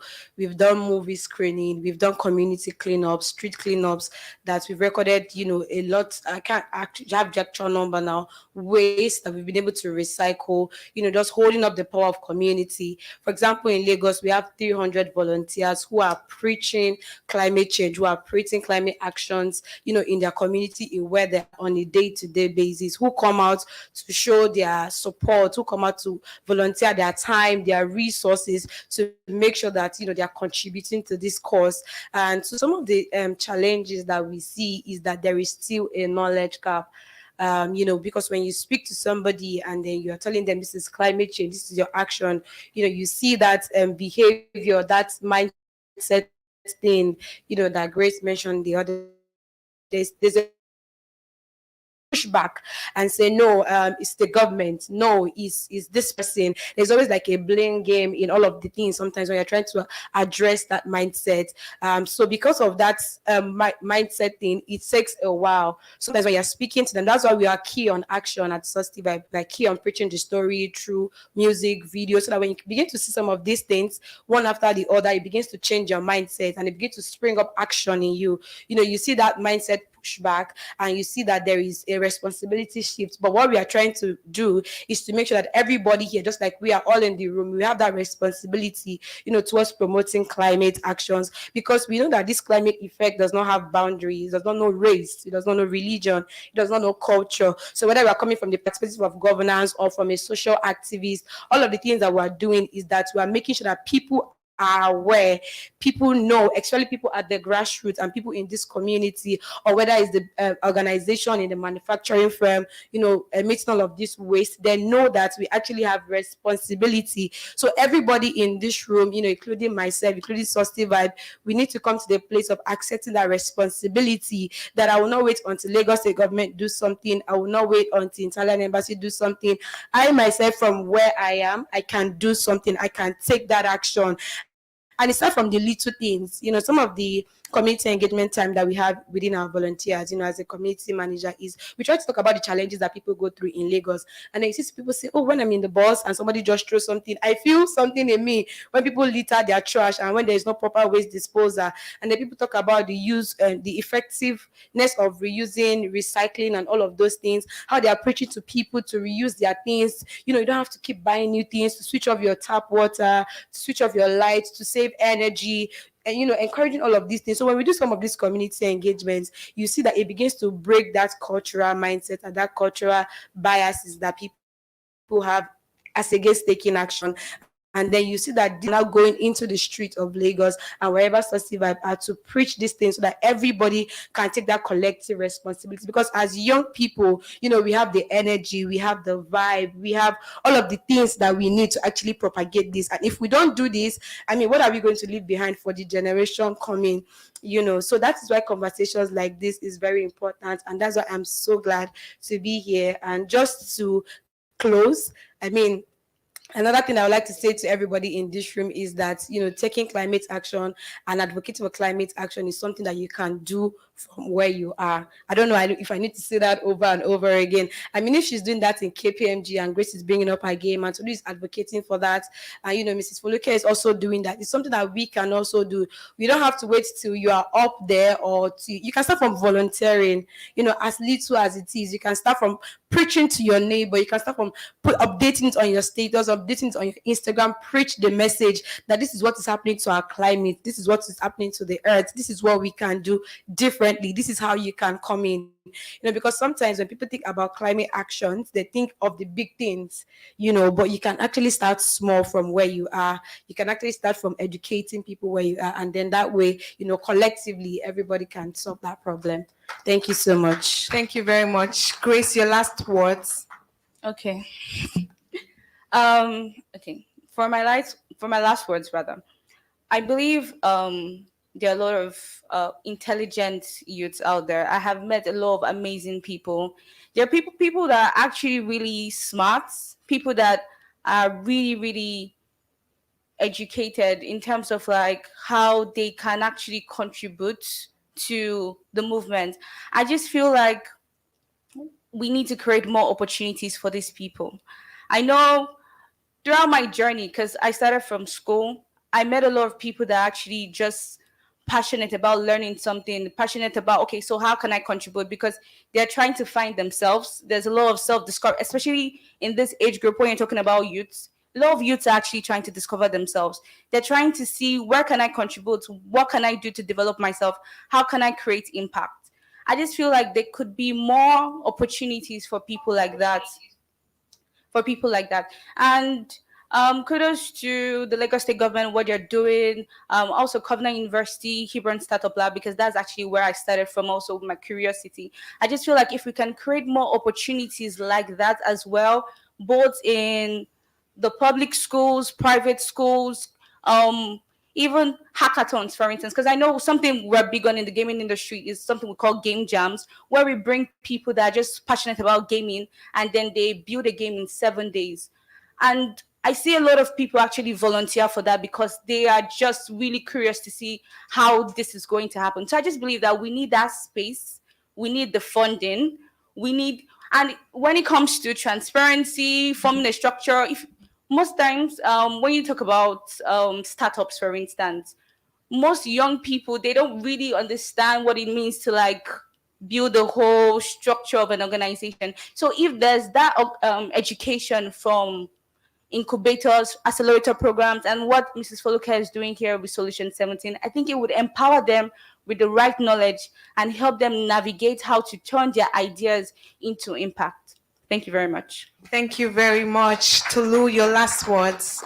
All right, thank you very much. So I'll start by saying just a brief challenge I faced when I started. It was a thing of fame, right? Because young people don't want to do something until it is popular, until it is famous.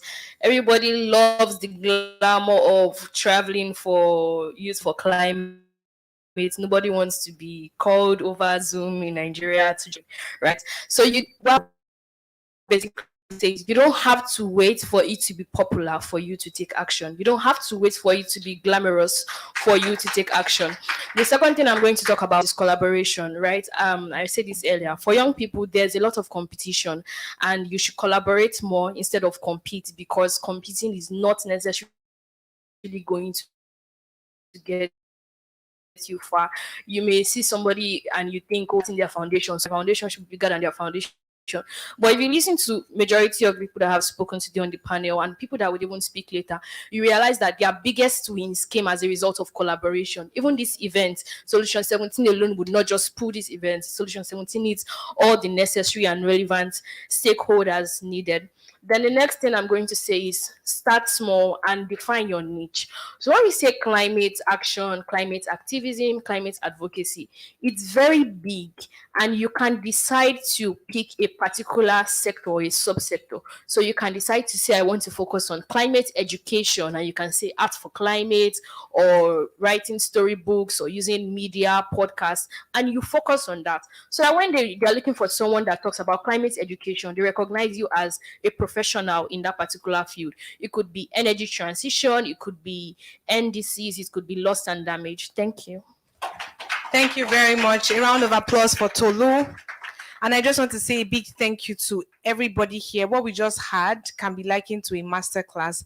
I know that when you said you are a better advocate, now you can confidently say with all you have heard today that you are a better advocate. So can you look to that neighbor again and tell your neighbor, now I know that I am a better advocate. With more energy, now I know that I am a better advocate. Beautiful. Just a brief highlight of the amazing things these intelligent women said here today. The first is that as advocates, we need to utilize the power of our advocacy to cause a mindset shift in our target audience. We also talked about how we need to bring advocacy down to the level of your target audience, even if it means coming or infusing entertainment. Very beautiful. And then we talked about how a rejection can be a redirection to the preparation table or to a better opportunity. It should not depress you, right? And we also talked about the importance of accountability and integrity in your advocacy journey. Like Tolu rightly said, you don't have to wait until it's popular. You don't have to always go out for the glamour and glitz. You can start now. And we need to act now, because climate change or the climate crisis is a race, and is a race that we must win. Also in your advocacy journey, you need to involve stakeholders. And I hope with these really intelligent points by my power panel, right, you know what to do after leaving this place. And as we bring this conversation to a close, I would like to talk about or tell you the quote by Eva Marie Lewis, which says, to be an activist is to speak, to be an advocate is move forward without debate. It's on this note that we end this discussion, beginning as we are all to go into media, to our communities, to our corporates, to everywhere, to continue advocating for this cause that concerns all of us. Thank you very much for this opportunity.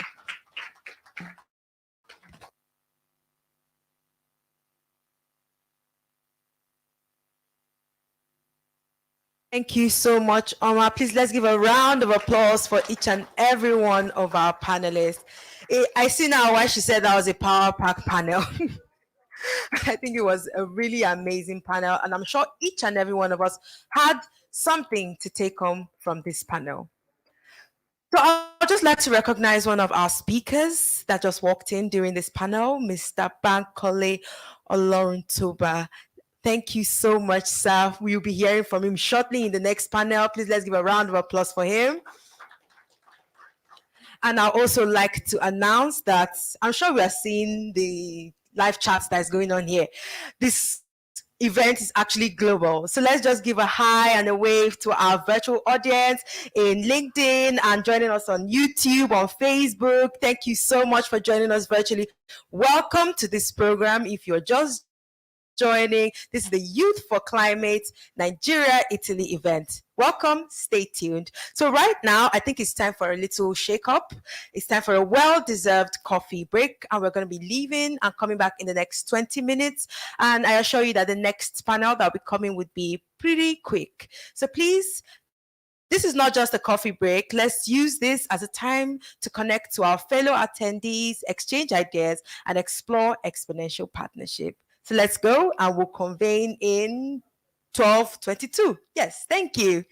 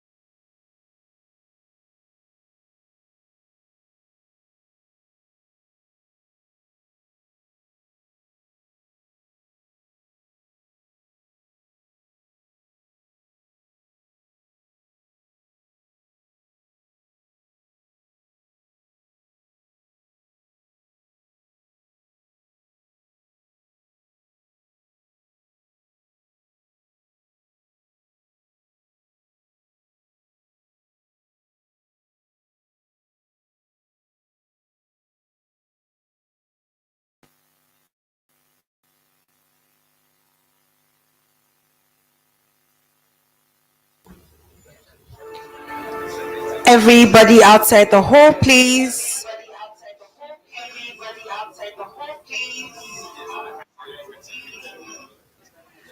We'll be starting in less than 2 minutes. Could we take our seats?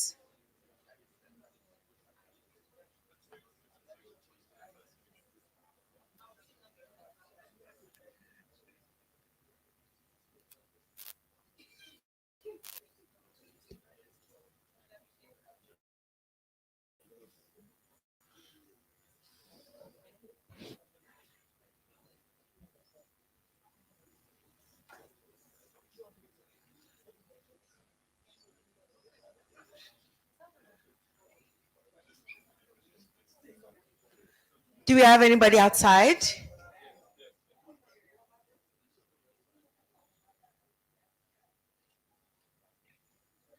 I think let's give any other person outside a minute before we start.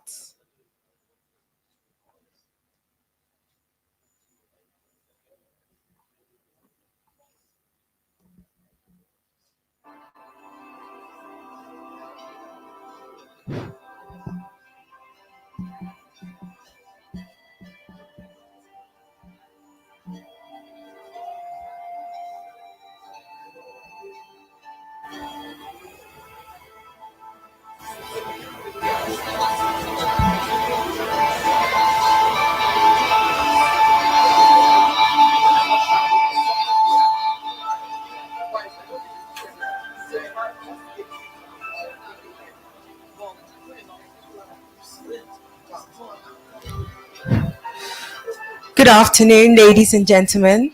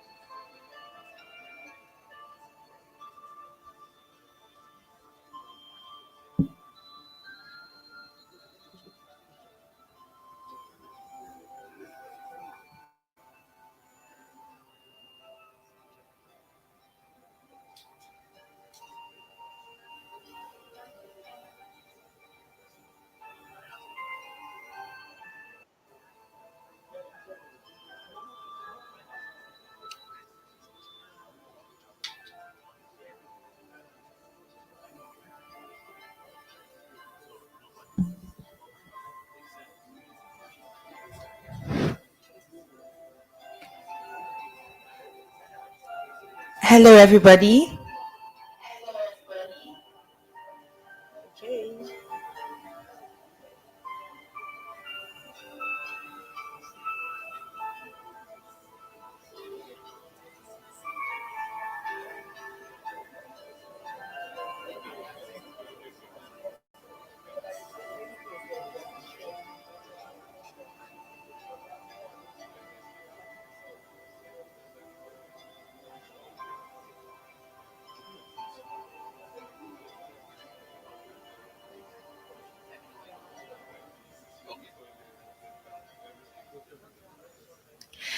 Good afternoon, ladies and gentlemen. Welcome to the next phase of the Youth for Climate event. I'm sure that launch was a nice shake-up because I was feeling the energy dropping, but I hope the energy is back up. If I say Youth for Climate, say act now. Youth for Climate. Thank you so much. So shortly before we start our next panel, in one of our own from Solution 17. He's the Lagos State Youth Ambassador of the Badagry Division. Most of you know him as a wordsmith, our World Food Poets for 2022 at the World Food Forum, Italy. Please welcome on stage, Mr. Victory Ashaka.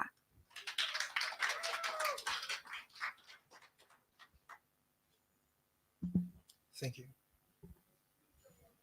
Ooh. A pleasant afternoon to you all, and all protocols duly observed. Victory Ashaka is my name. Yeah, Ambassador Victory Ashaka is my name, and I'm a spoken word poet, a climate activist, Lagos State Ambassador, and one of the artists of the Art Innovation. So I'm so delighted to join you all here today, and I've got less than 3 minutes, and I mean it. All right, so can we do this together? Can we do this together before the spoken word piece? Heal the world, make it a better place for you and for me and the anti-human race. There are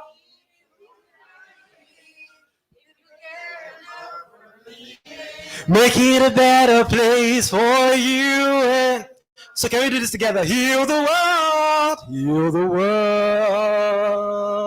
Make it a better place for you and for me and the anti-human race. There are people dying. If you care enough for the living, make it a better place for you and for. So one more time. Heal the world, heal the world.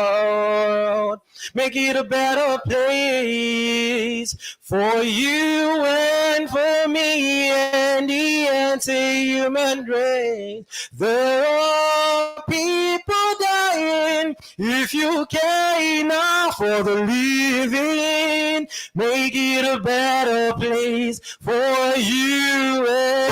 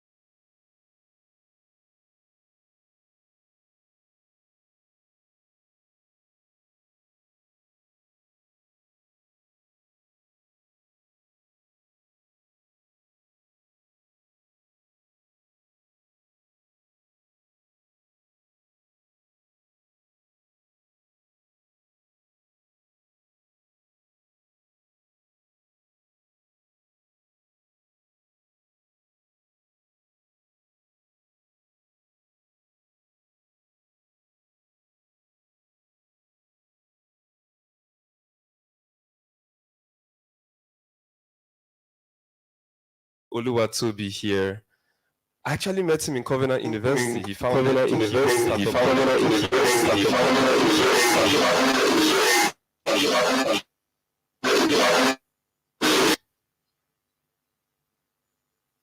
All right, thank you.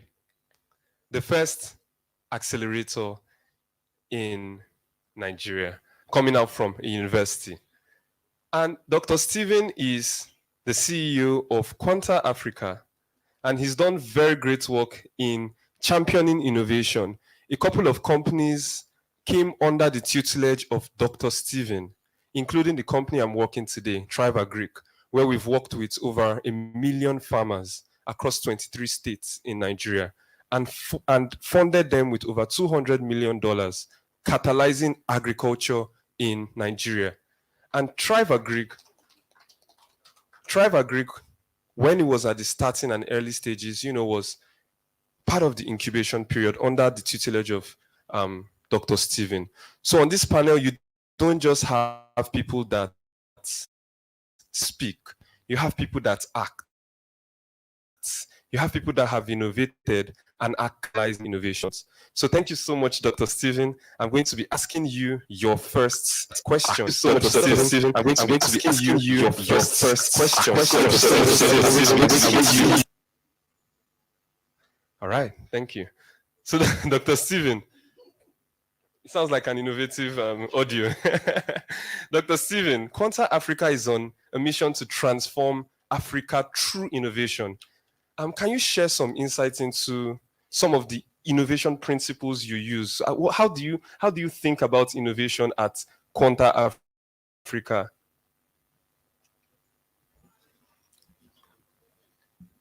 All right, thank you very much, Fisayo. Let me start by acknowledging the organizers of this particular program. This is super brilliant. And I also want to recognize Folika Michaels. Can you just let me applaud this woman here? Because she's the one who gathers every one of us. She's the one who has gathered every one of us here, and she has done brilliantly. And it's not the first time she's doing this. She has been doing this for years. Thank you for bringing me up here. To answer a question, maybe it's not about Quanta. I think this is really about each of us individually as to what we can do with our lives, the value that we can bring to the table, how we can change the world around us with the abilities and capacities that we have to contribute to add value, basically. So because I've tried to step out of myself and watch my life as a movie to see how certain things have been replicated and how I see consistencies. So if you look at yourself, maybe you observe the same thing too. You were here, you added value at this particular pattern. So it's really about innovation. For me, innovation is making things simpler, cheaper, better, smarter, faster. That's how I see innovation. So whether it's leading a company, starting a foundation, building technology. I'm directing AI at Cora right now, a fintech company, and it's bringing the same, idea and ideology to that particular perspective, which is around innovation. So when we identify things, it's about seeing problems and seeing how can we solve it. So that's one side to it. The other side to it is about how we view peers. People are more vulnerable than things. People are more vulnerable than things. People are more vulnerable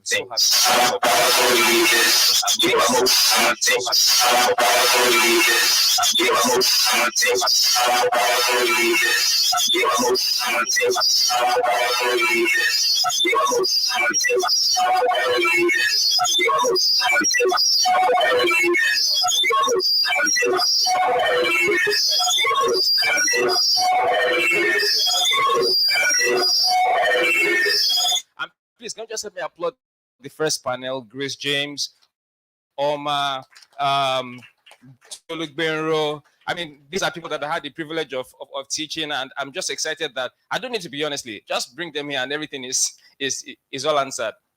So thinking about that is about looking at people, seeing the potential in what they can become 1 year, 2 years, 3 years, 4 years, 5 years, 10 years, and then you invest in them at the early stage. So that, helps to build the required mindset, and then they begin to build things from there. And then we bring in the entrepreneurial part to it. And maybe I'll just cap up with that by saying, if I simplify it to what, we all call the factors of production: land, labor, capital, entrepreneur. for everything we're doing, whether you're an employee or you're an entrepreneur or you are an advocate, or maybe you are in the social space as a social entrepreneur, it's about thinking from the entrepreneurial viewpoint, irrespective of your platform. Meaning, your job is to see how you can bring things together and unlock value from it. So if it is about seeing what climate change is doing, which of course is an effect, not a cause in itself, even though now it's becoming a cause, but it started as an effect, right? So we emit some dangerous gases. Those gases go to the atmosphere. They damage this precious gift from God called the ozone layer, which exposes the planet to ultraviolet rays from the sun, heats upon the planet, melts the north and south pole ice, increases the ocean level, which leads to floods. Floods lead to earthquakes. You can't control earthquakes, you can't control floods, but we can control how we emit these gases by paying attention to what we consume, by paying attention to how we produce. So if your production processes will require that you begin to emit these gases, you need to, I'm speaking to those of us who are entrepreneurs now, we need to go, rethink some of those things. And how we consume also, because how we consume also drives the production, because production continues as long as we keep consuming. So we also want to look at the things that we consume also and see what we can consume. And that's why I'm so super proud about what's going on at Throwback Week. Basically, they've built an infrastructure that looks end-to-end the value chain where agriculture is concerned. So for me, it's about looking at problems, seeing them as opportunities. Climate change in this context now, seeing them as opportunities for us to, hey, let's gather together like we're gathering like this, and let's begin to solve these problems more intentionally. So that's how I view it, basically. Let's put our hands together. Let's put our hands together. I mean, I believe in innovation. Biologically, innovation looks like people getting better. One core thing that Dr. Stevens shared today was innovation is making things better, faster, cheaper. If you think of the first smartphones, for example, when my mom maybe came back home with the first smartphone, he was very, very large. Very large. He was very large. Very large. Very large.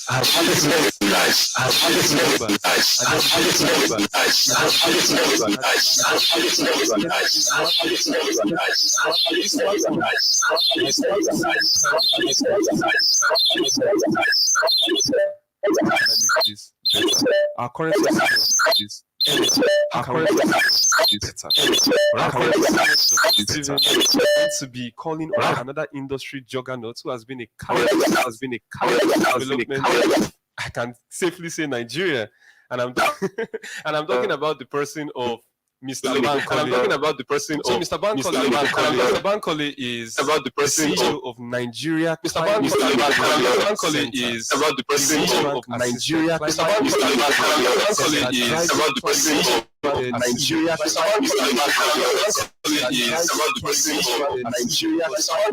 Businesses. He's also the honorary consultant here in Lagos, Nigeria. So we are in Lagos, Nigeria. I mean, so we have some people on this. I mean, so we have some people on this. I'm writing a thing or two. So, Mr. Bankole. I'm writing a thing.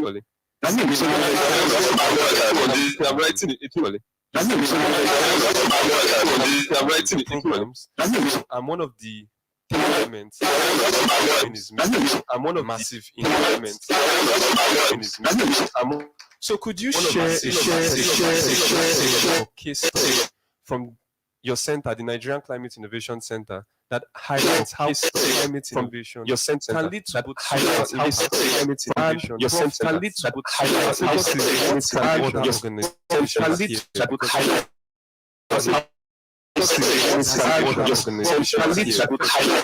what lessons can other organizations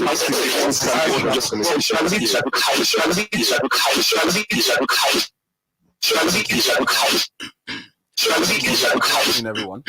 I'd like to thank you all for everyone here, and I'd like to thank you all for everyone here, and I'd like to thank you all for everyone here, and I'd like to thank you all for everyone here, and I'd like to thank you all for everyone here, and I'd like to thank you all for everyone here, and I'd like to thank you all for everyone here, and I'd like to thank you all for everyone here, and I'd like to thank you all for everyone here, and I'd like to thank you all for everyone here, and I'd like to thank you all for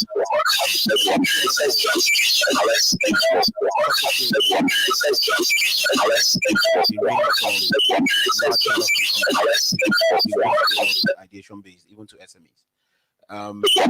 One of the sounding one I can tell you about is sounding one I can tell you in Dragon's Den, and I can tell you he made briquettes, right? Clean cooking stove. Came to the NCIC when the clean cooking stove was still at the very early stage. But we saw something that was very interesting in how clean cooking stoves could become in Nigeria. But there was something also that we knew that was going to be a bigger market, was the fuel for the clean cooking stove, briquettes production. Went ahead from our program, I think a couple of months after finishing the embryo incubation program at the NCIC, which was sponsored by Olon, which is a Shell Impact Investment company. Went ahead to win, to raise couple of amount of money, from $2 million here to another 1 point something. And I thought it was crazy, but he said, okay, they were there wasting time.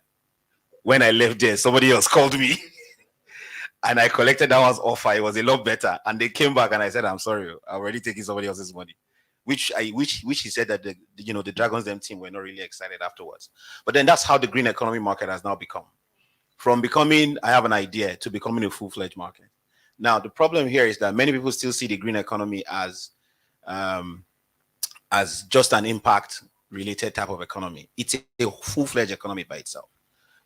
It's got almost every single thing you can find in every existing economy. There's room for policies, there's room for strategies, there's room for finance, there's room for engineering. I was talking to Oluchi here about engineering models for green economy.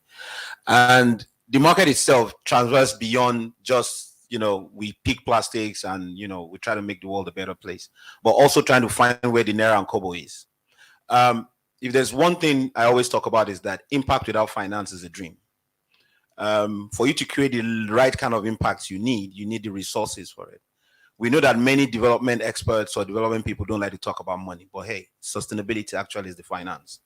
If you can understand where the finance is, your value proposition is going to make a whole lot of sense.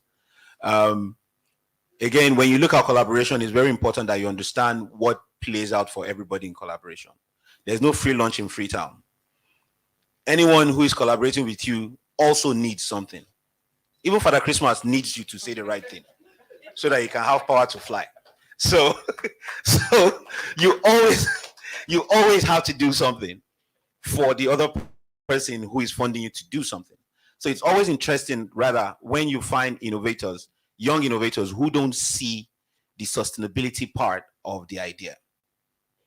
To clean ocean, to do the beach ocean cleanup and co also involves resources, right?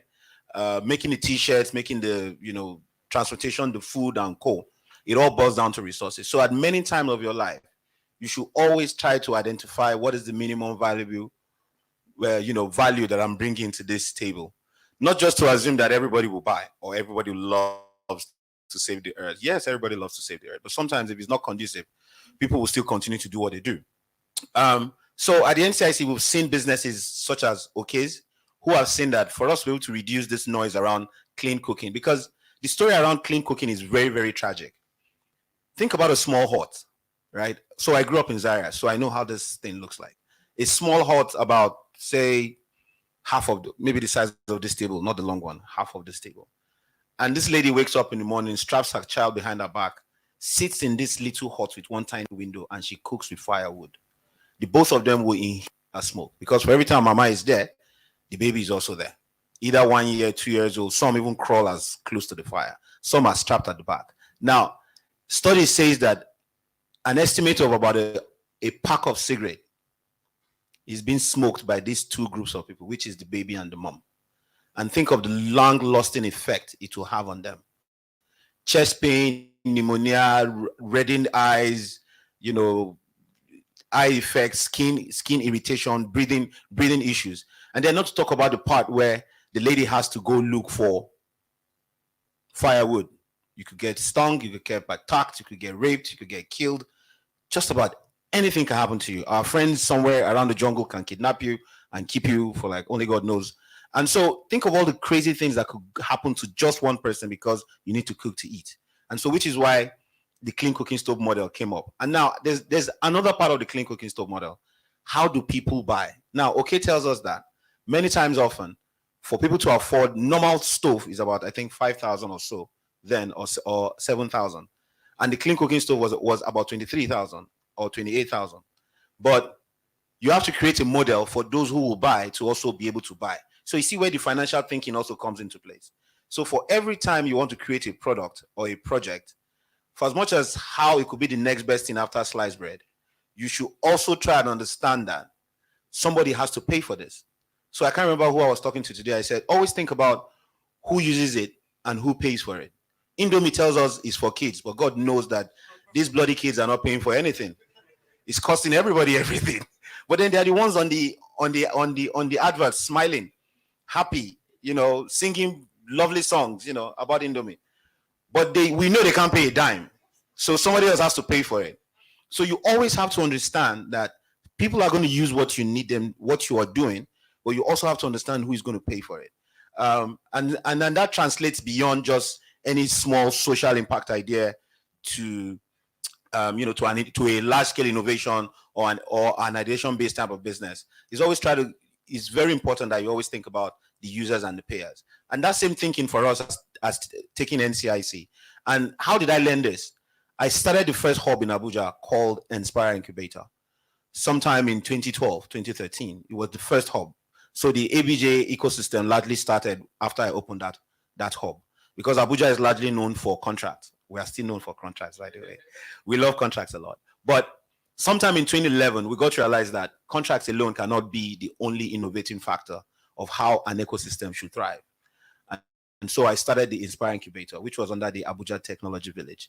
And we took this incubator program from again another piece of paper. I don't know why I'm used to doing things from piece of paper, to a full-fledged organization. And then it became a model to how other ecosystems can be grown. And from there, we went around to other states, from Kano to Enugu. So when I started that hub, I got to realize that other hubs will have people who want to be interested, because this is Nigeria. If something sells, people will love it. And then we started something called Network of Incubators, and then we'll be going to build on other ecosystems. And I'm doing the same thing for Green, by the way. And with that, I can see all of the people, many of the people that I've engaged with. Some are either DGs, some are TAs, some are CEOs in different hubs and different ecosystems. But if you flip it to how the green economy has done so far, there's a clean tech hub in Abuja. There are new ways which you as a small community can build your own green economy innovation programs. I was speaking to Kehinde today, and she's into livestock. The first thing that I wanted to ask her was, how do you manage your cow dung? What is the business around it? And she told me, well, I like to stack it up, I like to sell. I said, think about it very well. Cow dung is used for compost. Compost is another wonderful resource for farming. So the more you begin to look at the outward of your service, the more you find a whole new economy around it. So the reason why I love circular economy is this. Circular economy translates in every economy. As long as there's a production and there's a consumption, there's bound to be waste. We all get crazy about plastic. Plastic is cool. It's like the poster child. But then if you look at it in the long run, there's wood, there's paper, there's metal, there is, there's gas, there's e-waste, there is food, there's so many circular subsectors that many of us don't pay attention to. Fashion, circular subsector, right? There's so many waste everywhere. Human waste also. Yeah, human waste. Yeah, you can do biogas, biofuel, and name it. I don't know about the living ones, but human waste generally, you can, there's a whole new market for you around it. Some bunch of kids, again, came up with, urine-powered generator. There are a lot of crazy things happening currently around here. And one of the issues you might be thinking about is that how does that back up with global space. Forget about global space. Let's deal with the problem inside here. The way the Nigerian startup economy has increased is because we wanted to solve Nigerian problem. We're not interested in the world's problem. We just want to solve Nigeria's problem. We are over 220 million, right? And in another 10 years, we're going to be about 250 or even 300. So no matter how the japa happens, there's still plenty of people here to consume, right? Our japa level is not even up to India. It's not up to China. There is still going to be a whole new market to consume. So at the NCIC, we'll continue to work on intervention projects that look at clusters. We love the cluster development model. We think that we can solve a lot of challenges around how value chains can be improved. We have a project with Coca-Cola in 6 states to improve the plastic collection space, right? And some of the challenges we see is end goal sales, processing, cost of equipment, and co. Somebody has to pay for that. And so again, working with partners, Coca-Cola also improved on the budgeting structure, and we're able to get 6 balers, about $15,000 or $20, $20,000 each for each of these businesses. And their collection stage has increased more than 4 times. And we see that before this 2-year project ends, we'll have done a larger number beyond the almost 9,000 metric tons of PET plastic that we want to take. And that's just for PET plastics. There are other plastics from your pen, from your TV and co. It's a whole ecosystem on its own. So I would need us to really think beyond just what everyone says about what climate change is and really see it as a full-fledged market that we can take advantage of. Thank you.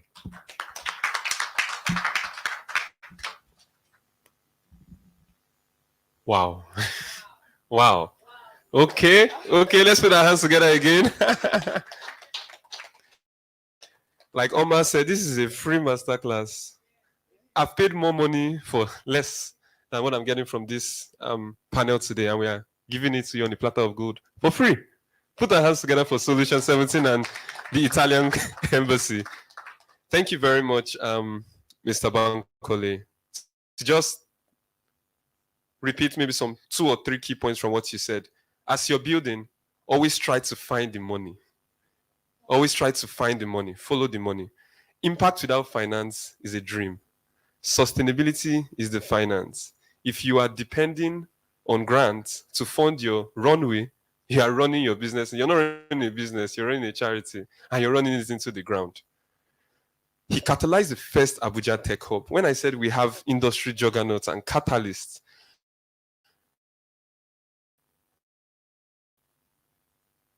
Mr. Bankole is here as proof. Build while thinking about the circular economy. Your waste is someone else's raw material. He got 6 businesses about $20,000. Interesting story. Tribe Agric started with a $20,000 grant. And today, we're able to help fund farmers to the tune of hundreds of millions of dollars. So when you see businesses that are small, if you can carefully follow the money like Mr. Bankole has said, you will be able to think of how can I scale up this enterprise to be able to impact the lives of millions of people. Thank you so much, Mr. Bankole. I'm going to be turning to someone that is very difficult to describe. She's also a catalyst. The first time I met Mrs. Foluke, I always tell this story. It was like a program like this, and one speaker was missing, and I was a student just walking to the hostel to go and maybe cook Indomie or cook something. And she just stood in front of me, said, "Are you a student?" I said, "Yes." She said, "Can you speak?" I said, "Yes." She said, "Oh yeah, put a microphone on him. He's going to deliver a keynote to United Nations SDG." So I said, wait, which SDG? And before I could say Jack Robinson, there was Mike on me, and I was sitting down in the middle of a panel, and there were 1,000 people in front of me.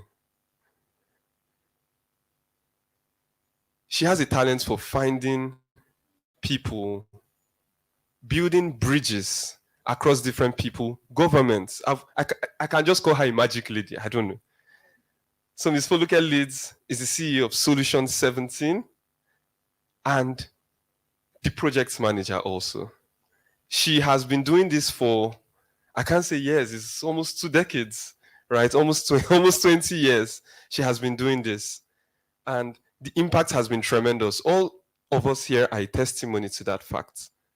Peace here on the panel, Fisaya here, Grace that spoke, Oma here, all of us are products of the catalytic nature of innovation. So she's an enterprise design thinker. She supports entrepreneurs and social innovators across Africa. If you don't know about her, I don't know where you have been.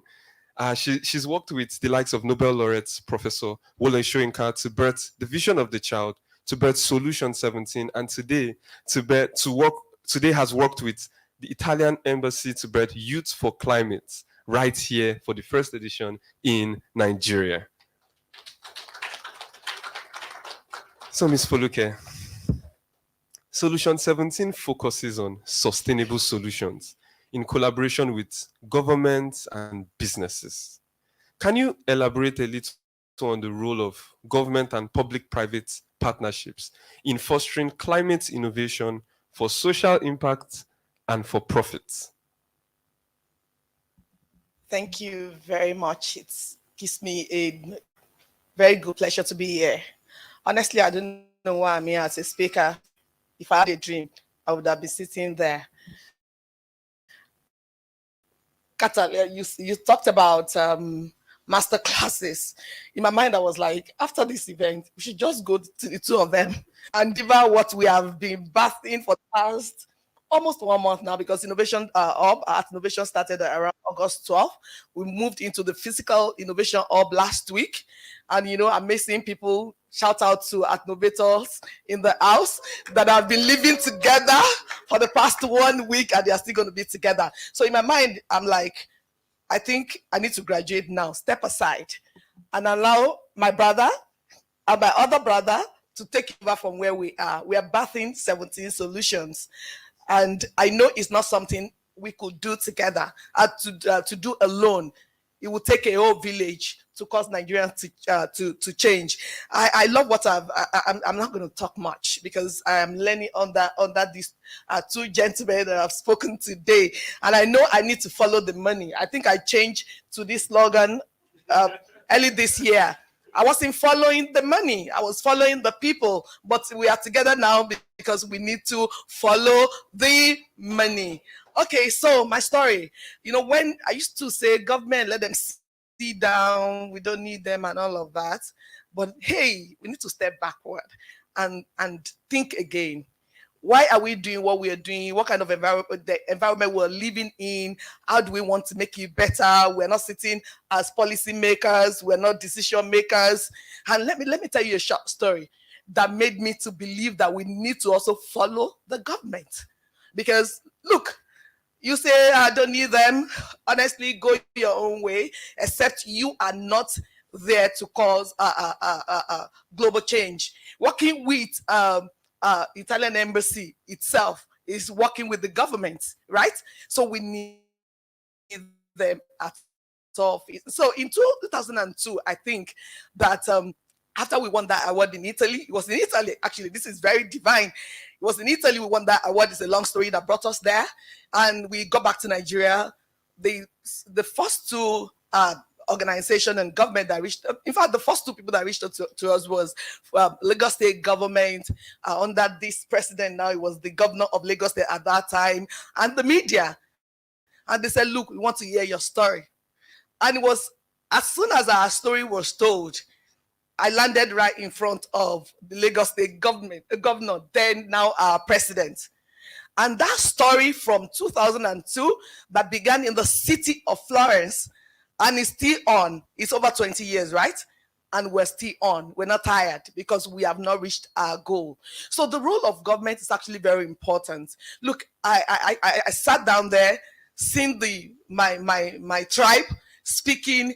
It's a testament to the fact that we have gone to the government. We said we needed access to school. If you don't know today, all the public schools that we have worked with, if we never had access to the government, we wouldn't have been able to work with them, right? They will, once the door is closed, there is nothing else to do. We can't access the school. And if you really want to cause radical change, you need to talk to so many people. Okay, if you look through our network and our community, it's not the children that were actually born with, call them silver spoons and all of that, that are leading change in our community. There are people from the Mushin of yesterday, the Ikorodu of yesterday, the Badagry of yesterday. They are the one causing change, and they are stuck in those schools. So for me, partnering with government, it's very important. They are there because a change must happen in a local community, and you have to take it back to the local council, to the chairman of local government, to the governor of a state, even to the president himself. But you know what? Like I tell people, you don't chase the government, you chase the social impact. Look at the problem, like Mr. Bankole rightly said, there is a problem to solve. And if you can reiterate design thinking, go through all the processes and bring about solution. And when you are bringing about your solution, think people, think users, think those that are going to be direct benefit and even indirect beneficiary of your products. Look into the money, because as you're looking at social impact, you're also looking at the fund, at the profit. Don't do anything. I learned this. Look, my note is really, so I'm going to be looking through my note. I learned from him, don't just create the solutions, create solution for profit, even while you're thinking about social impact. And what happened? There will be revolution. There's no way we can cause real change in an environment, in the local community, without making money out of it. Because how do you innovate? How do you go forward? How do you scale without money? So I'll let you know that as soon as you know that there is a problem you need to solve, do not stop. You need to also build partnership, and this is where this comes. We spoke to Lagos governor about 3 weeks ago. I took my team to the governor and said, look, you don't need to look further anymore. There are innovators, there are strategies, there are doers and creators everywhere in Lagos. You just need to invest in people. Enabling environment is very, very important. Mentioning Tribe Greek. Do you know how many people Tribe Greek has employed till date? And there are so many other organizations that have employed many thousands all around Nigeria. It's that all this began with a problem to solve. So government gives you an enabling environment. They even help you at some point, because I've heard when you go on Twitter, you see, the government is not this, the government is not. Please put yourself as a Joseph. Dream that problem that you already saw and you've identified. Look into the future of that project, of that problem. Look at the solution and begin to use power of imagination to think what the benefits of this project you're trying to solve will be.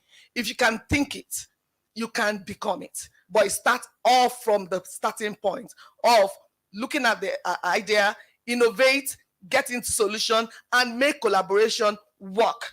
And as for government, the policies, they are going to be making the decision that would allow your business to survive. So we need to always go to them.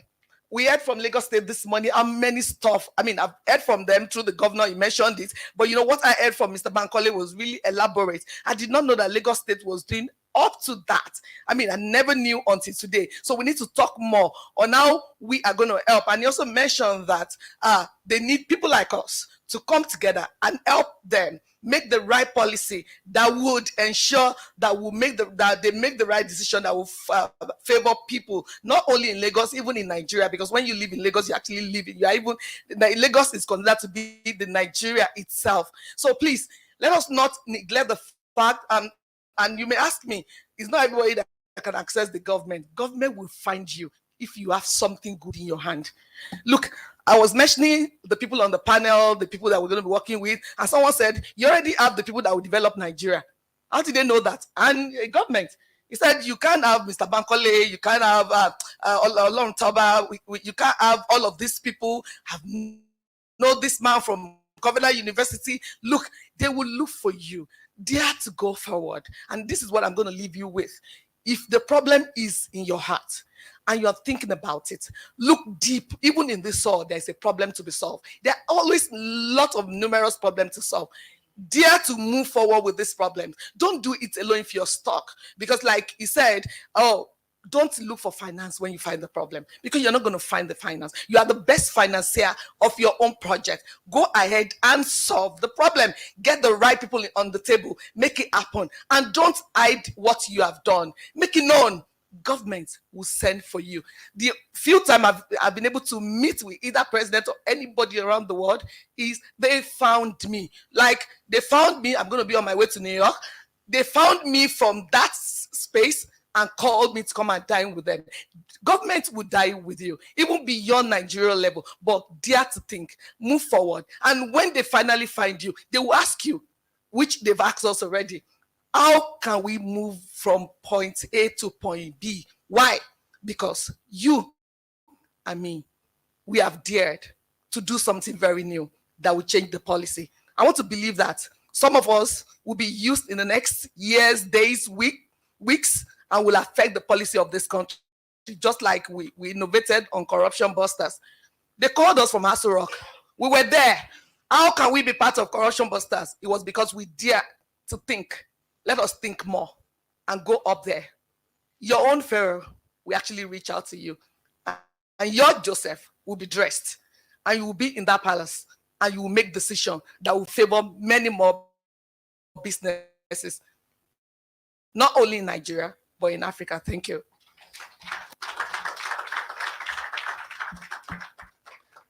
I think we should just end the panel here. A lot has been said. Thank you so much, Ms. Foluke. I mean, the power of, one thing I've learned personally from her is the power of collaboration. I think I asked when we were speaking, because we are the Innovation Hub, where we are working with 4 talented artists. We saw one of the award-winning poets giving us some wordsmith lines.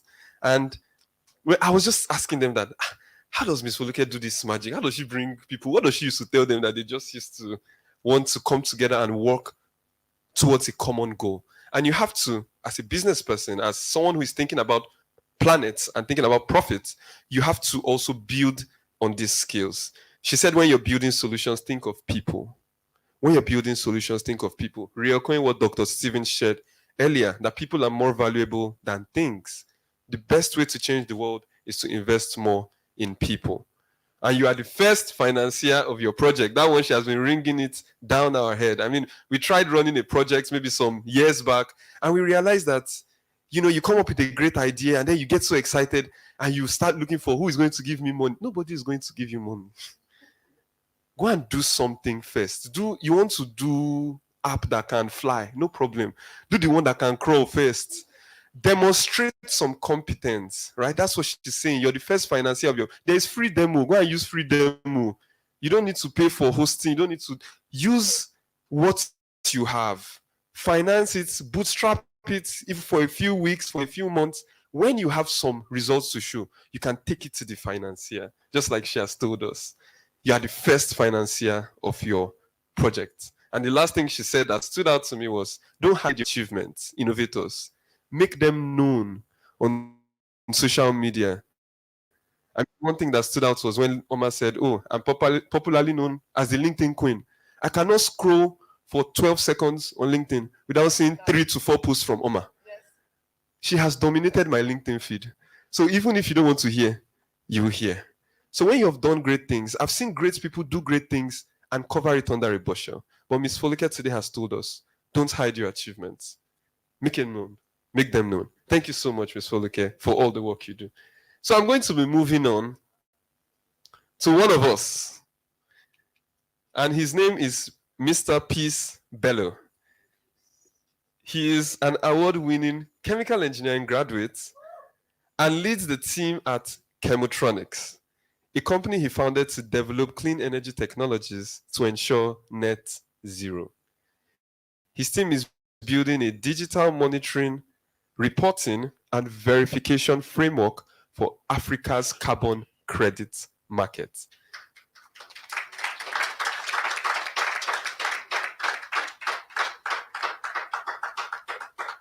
Before I allow Peace to speak, because he has a message for every young person here. You know, two of us being closer to the youth. I mean, we are all youths on this panel. Nobody is not a youth. Everybody here is a youth. But Peace, you're coming out from school recently. You know what it feels like to be among the youths that has an ambitious dream to build solutions for the world and starting from where you are. So, Peace, I'm just going to ask you. Chemotronics focuses on the carbon credits market, right? What initiatives do you think are crucial for engaging more young people to actively participate in climate innovation efforts, both as innovators and as advocates for change, both as innovators and advocates for change? What are some of those initiatives you think are crucial for engaging more young people to actively participate? Thank you very much. To start with, I'm still a student, right? I'll be graduating December, right? So they've not yet conferred my DSC on me, right? So, but I mean, it's very good being done with school. I started chemotronics in 2021, and it was during an hackathon sponsored by Data Science Network, Chevron, and NMPC, right? So we're trying to look for ways of ensuring we could use data and AI to monitor emissions. And when we're going to start, we didn't find any data sets regarding emissions in Nigeria. So we're worried at what could be the problem and how we could know the solution we're trying to optimize. So we checked data sets, we saw from Canada, we saw from other countries, but we didn't see anyone for Nigeria. So my team and I came up and said, okay, how can we get data for Nigeria? And we built an IoT device which could track emissions. And that was how we started innovating, bringing about solutions which could help the planet. One thing I believe is very crucial for young people is, first of all, you must know what is your passion, all right?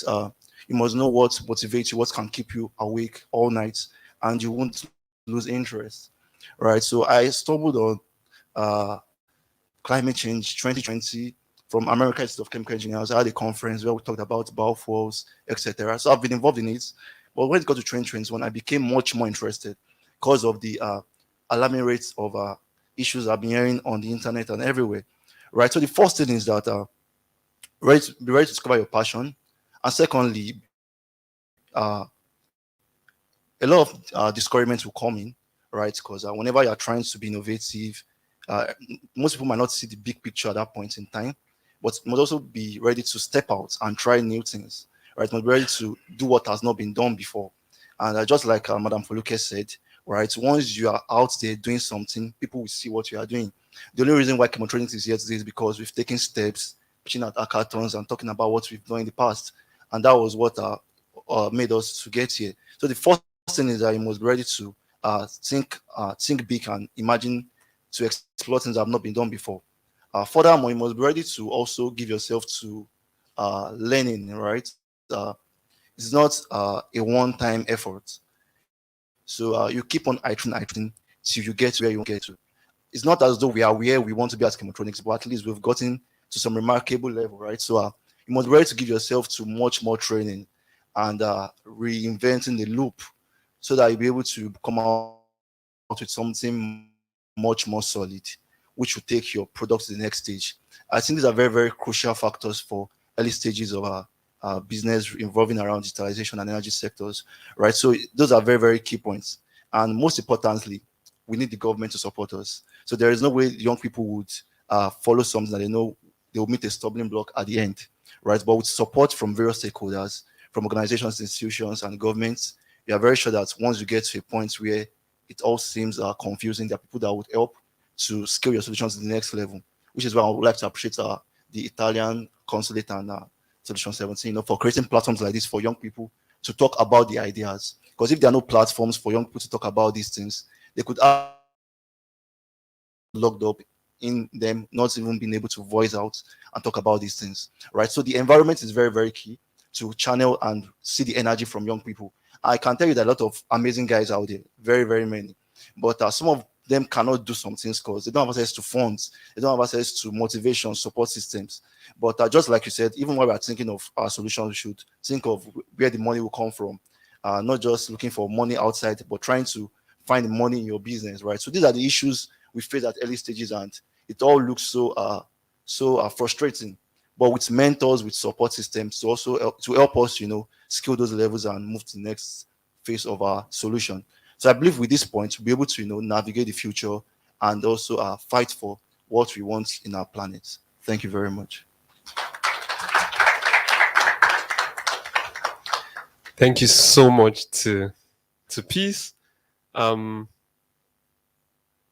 So alas, so we did something on the last panel, which I'm going to copy. Sometimes innovation can look like copying something that your predecessor has done and making it better.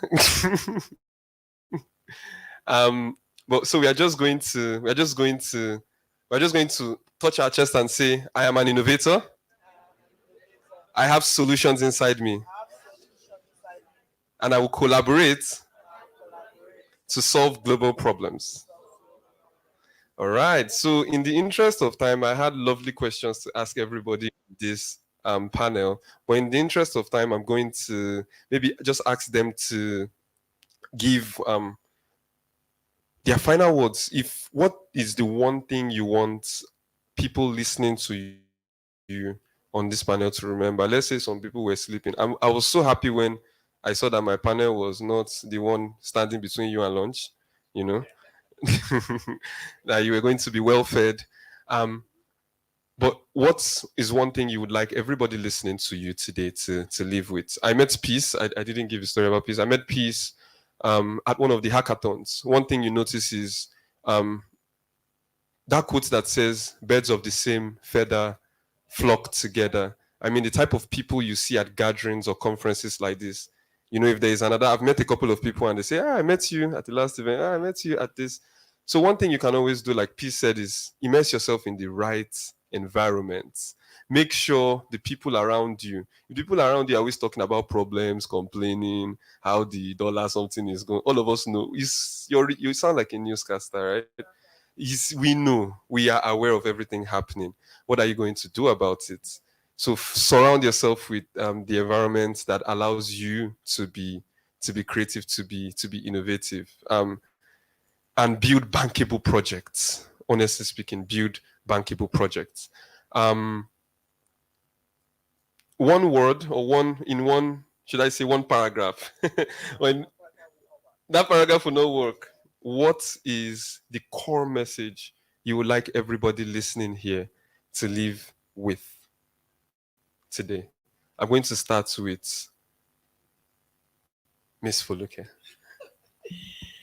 Okay, something just came to my mind that sometimes we might be bringing projects together and it excites us. You stand in the mirror. I've got, when I design, I'm a project designer, so I can stand and design a couple of projects from beginning to the end. I'll see the end of it. I like traveling to the space to see that this is actually possible, and I'll bring it back. But I'll be the one to approve my project if it's okay, because I pitch. I'm the first approval officer for my project. So I look at it. This one will not sell. Nobody will listen to you. So I need help, right? And I go for help.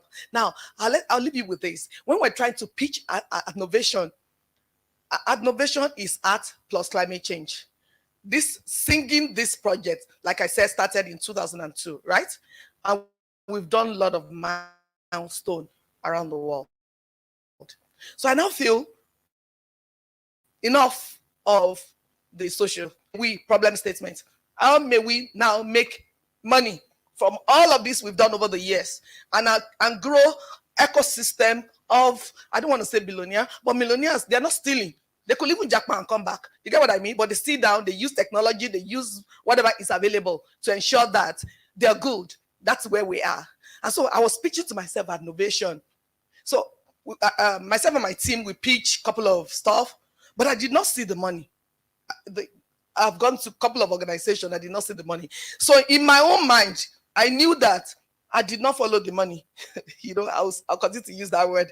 I didn't follow the money. So I sat critically and asked my team, I said, if we come back from COP28, they are going to open big doors to us. We want leaders. And then we go up from next month. By the time we're in Abu Dhabi next month, and we're meeting UAE and all of that with all my team. So what happened next? And so I said, money was not there. So I sat down. I don't sit alone because the idea will not die here. It's your idea. Please take it home. That your idea cannot be stolen. Come out and discuss. You need help, right? Get help. So I told my sister, I said I want to bring out money in all of this. In our mind, they were mentioning this and that. I went back with all the takeaways, I redesigned, and I saw the money. Say that. I see the money. I immediately saw the money. So I went back to a bank we pitched to. Remember, we pitched that bank 2 months earlier, and they were not responding to us, right? So by the time I came back, I said, you will chase us very soon because I found the money.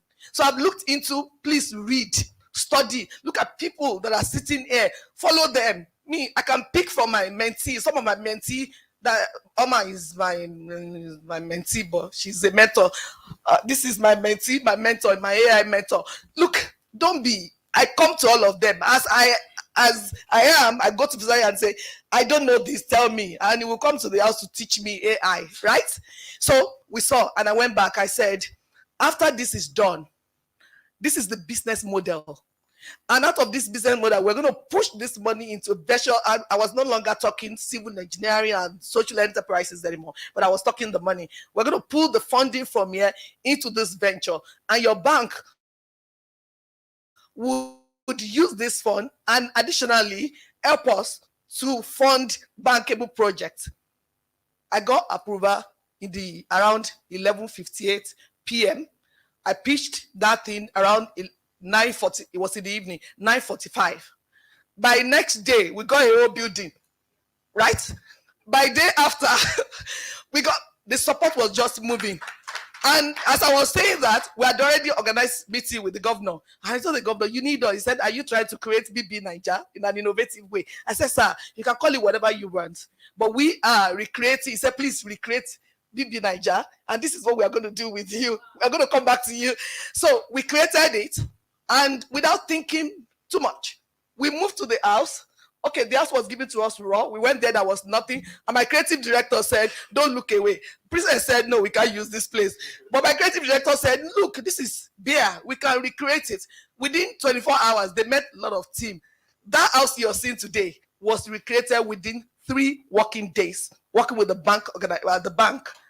And then by 4th day, all of this, we're about how many in the plus our production, we're about 20 in the house, in the whole house. We have beds, we have food, we have everything. They are creating and recreating, they are designing and all of that. So my takeaway is don't see impossibility anymore.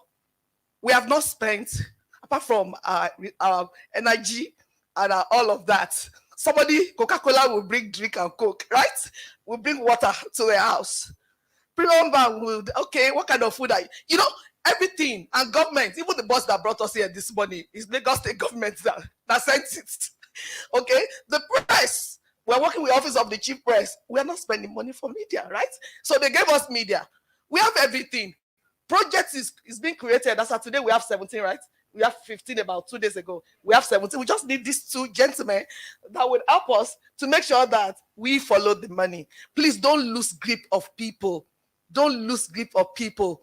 Collaboration, partnership, and it's not money all the time. We have not gotten money, but money is being spent.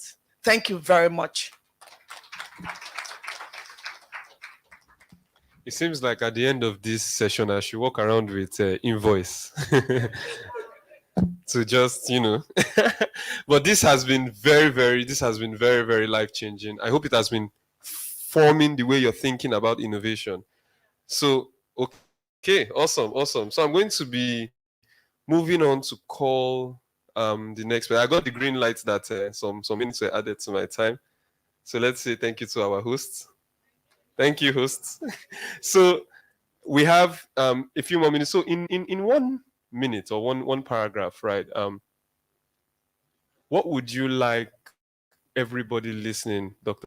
Stephen, everyone listening today that's thinking of innovation, that is thinking of building for impact and for profit, right? For transforming, like the mission of Quanta says, thinking of transforming Africa through the power of innovation. Someone that's thinking in line with the vision of the company you lead.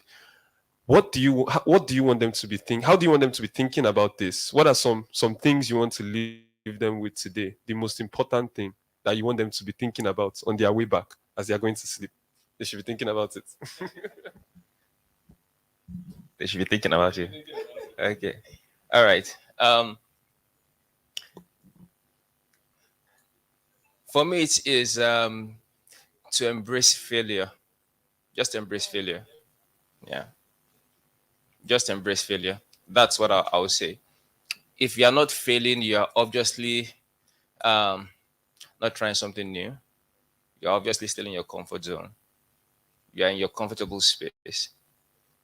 When you start failing, it means you're already adventuring to something you're not used to, something you've not tried before. And that means you're growing. Even babies, when they're growing, I mean, they'll say the baby is teething. So, I mean, in science, they call it like growth pains. I mean, if you're trying to build muscle, you don't build muscle smiling, right? You know, to do push-ups, you know, there are pains involved in it. So embrace failure. Tolu was sharing on her panel. That's Tolu Berin, one of the panelists, the advocate, that she had had 50. Tolu, you have more. You have more, and I'm telling you that not to scare you, but to tell you that you should adventure more. Even in the investing space, if you're investing, if you want to have like a big win, you invest in 10. It's like 10% success rate. So if you know you want to have like 100, knowing that 900 will fail. If you have less failures, you obviously have less successes. So embrace failure as part of the journey. That will help you a lot to keep adventuring and trying. The next thing I would